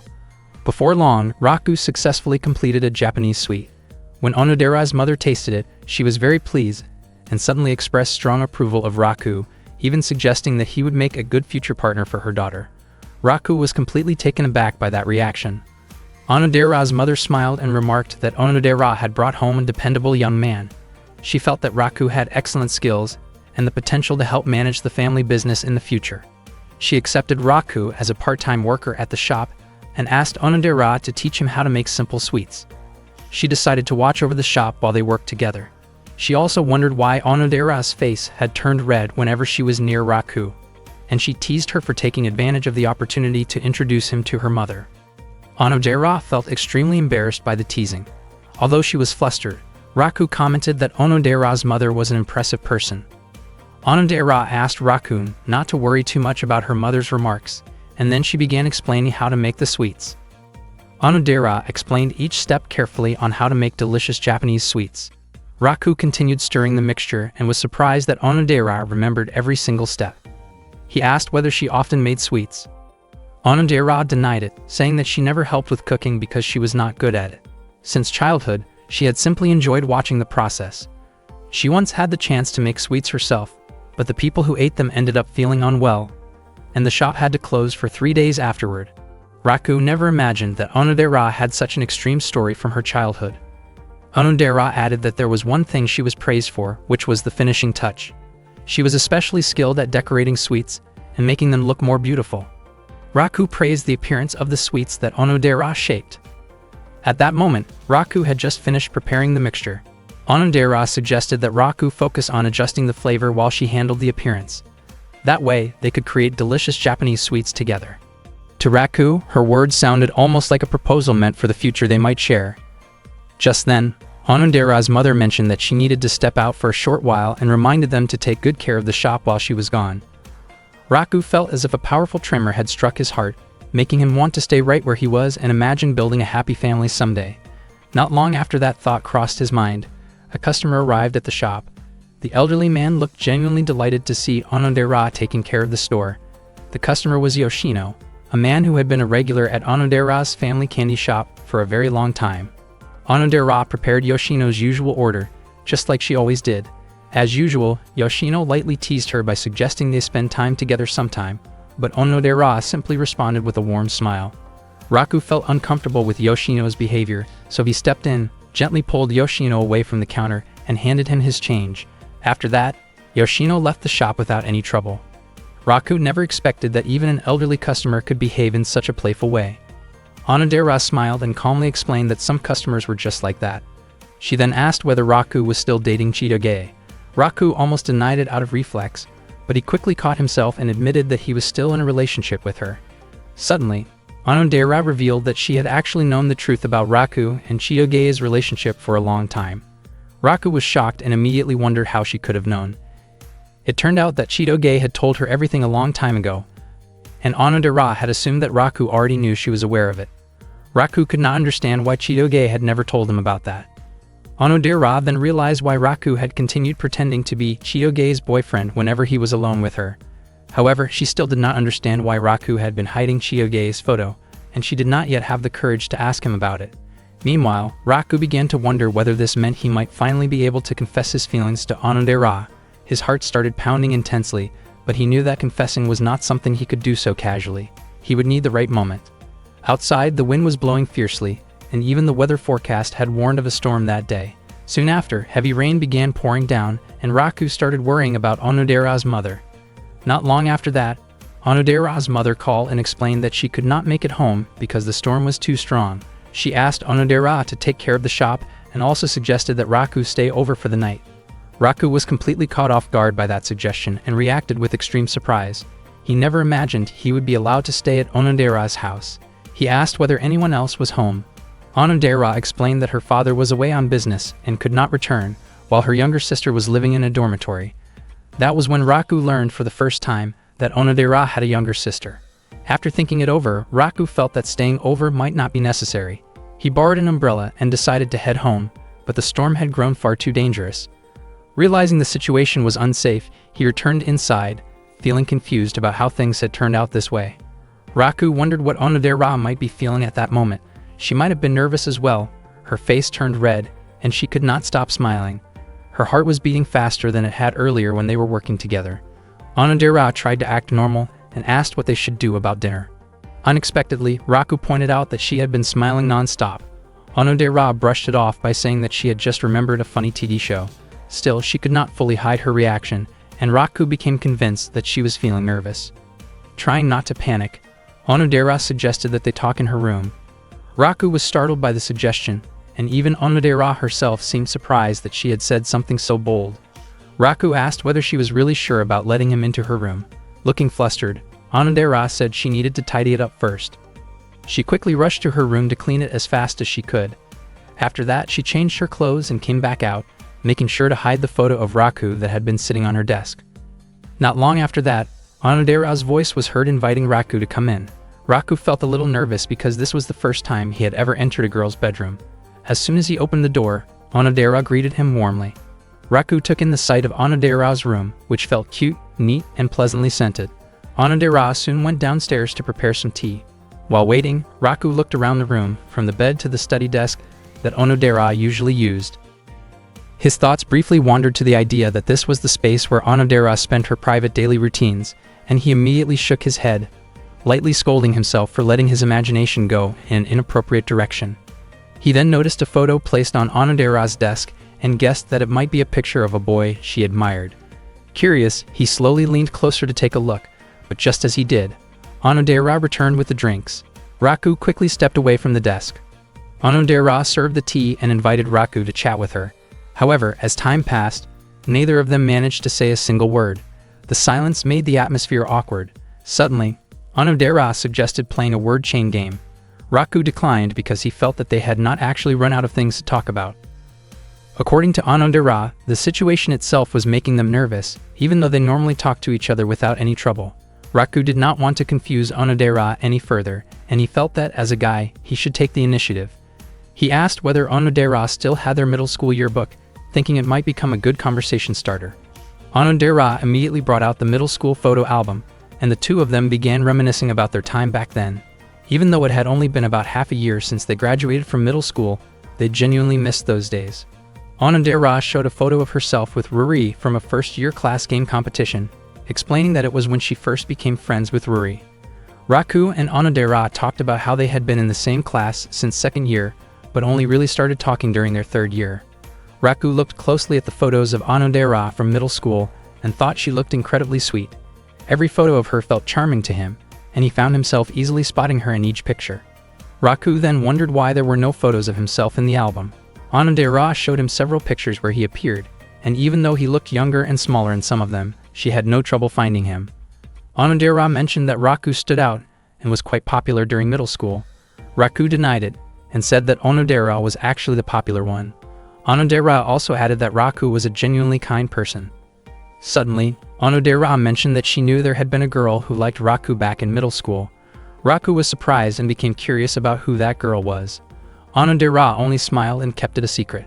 Raku wondered why she would not tell him and tried to persuade her, saying that he probably would not even meet that girl again. Onodera explained that she could not reveal it unless the girl herself allowed her to. Onodera then asked how long Raku had known Shu. Raku explained that he and Shu had been close ever since they were in kindergarten. Onodera was surprised to learn that their friendship went back that far. Raku looked at Onodera and realized how enjoyable it was to talk with her. He found himself wishing that they could keep talking like that forever. Onodera suddenly looked outside through the window and noticed that the rain had stopped. Raku felt disappointed that the storm was over because he still wanted to stay in Onodera's room. Even so, he decided to excuse himself, thinking it would not be appropriate for a guy to stay alone in a girl's house for too long. Deep down, Raku wished he could stay over and even hoped that Onodera might ask him to remain, but instead, she agreed that it was better for him to go home since the rain had ended. Raku felt regretful, but he had no other choice. Onodera walked Raku to the front of the house. Raku said his goodbyes and hurried off. He did not know when they would meet again, especially since it was summer vacation. After taking a few steps, Raku stopped and pointed out that they did not have each other's email addresses yet. Onodera smiled and suggested that they exchange them. Raku felt genuinely happy, and after they shared their email addresses, Onodera's face turned red. She had not expected Raku to ask for her email. That day made her truly happy, even though she had no idea when they would see each other again. Later, Onodera typed a message admitting that the girl who liked Raku during middle school was herself, but she deleted it because she was not ready to say it yet. After that, Raku finally left, his face looking bright and cheerful. He could not believe that after 2 years of friendship, he had finally gotten Onodera's email address. Raku immediately sent her a message, and Onodera replied right away, wishing him good night. Raku was surprised to see her quick response and realized that he was not the only one feeling excited. Meanwhile, Onodera got ready for bed, feeling sure that Ruri would praise her when she found out that Onodera had exchanged email addresses with Raku.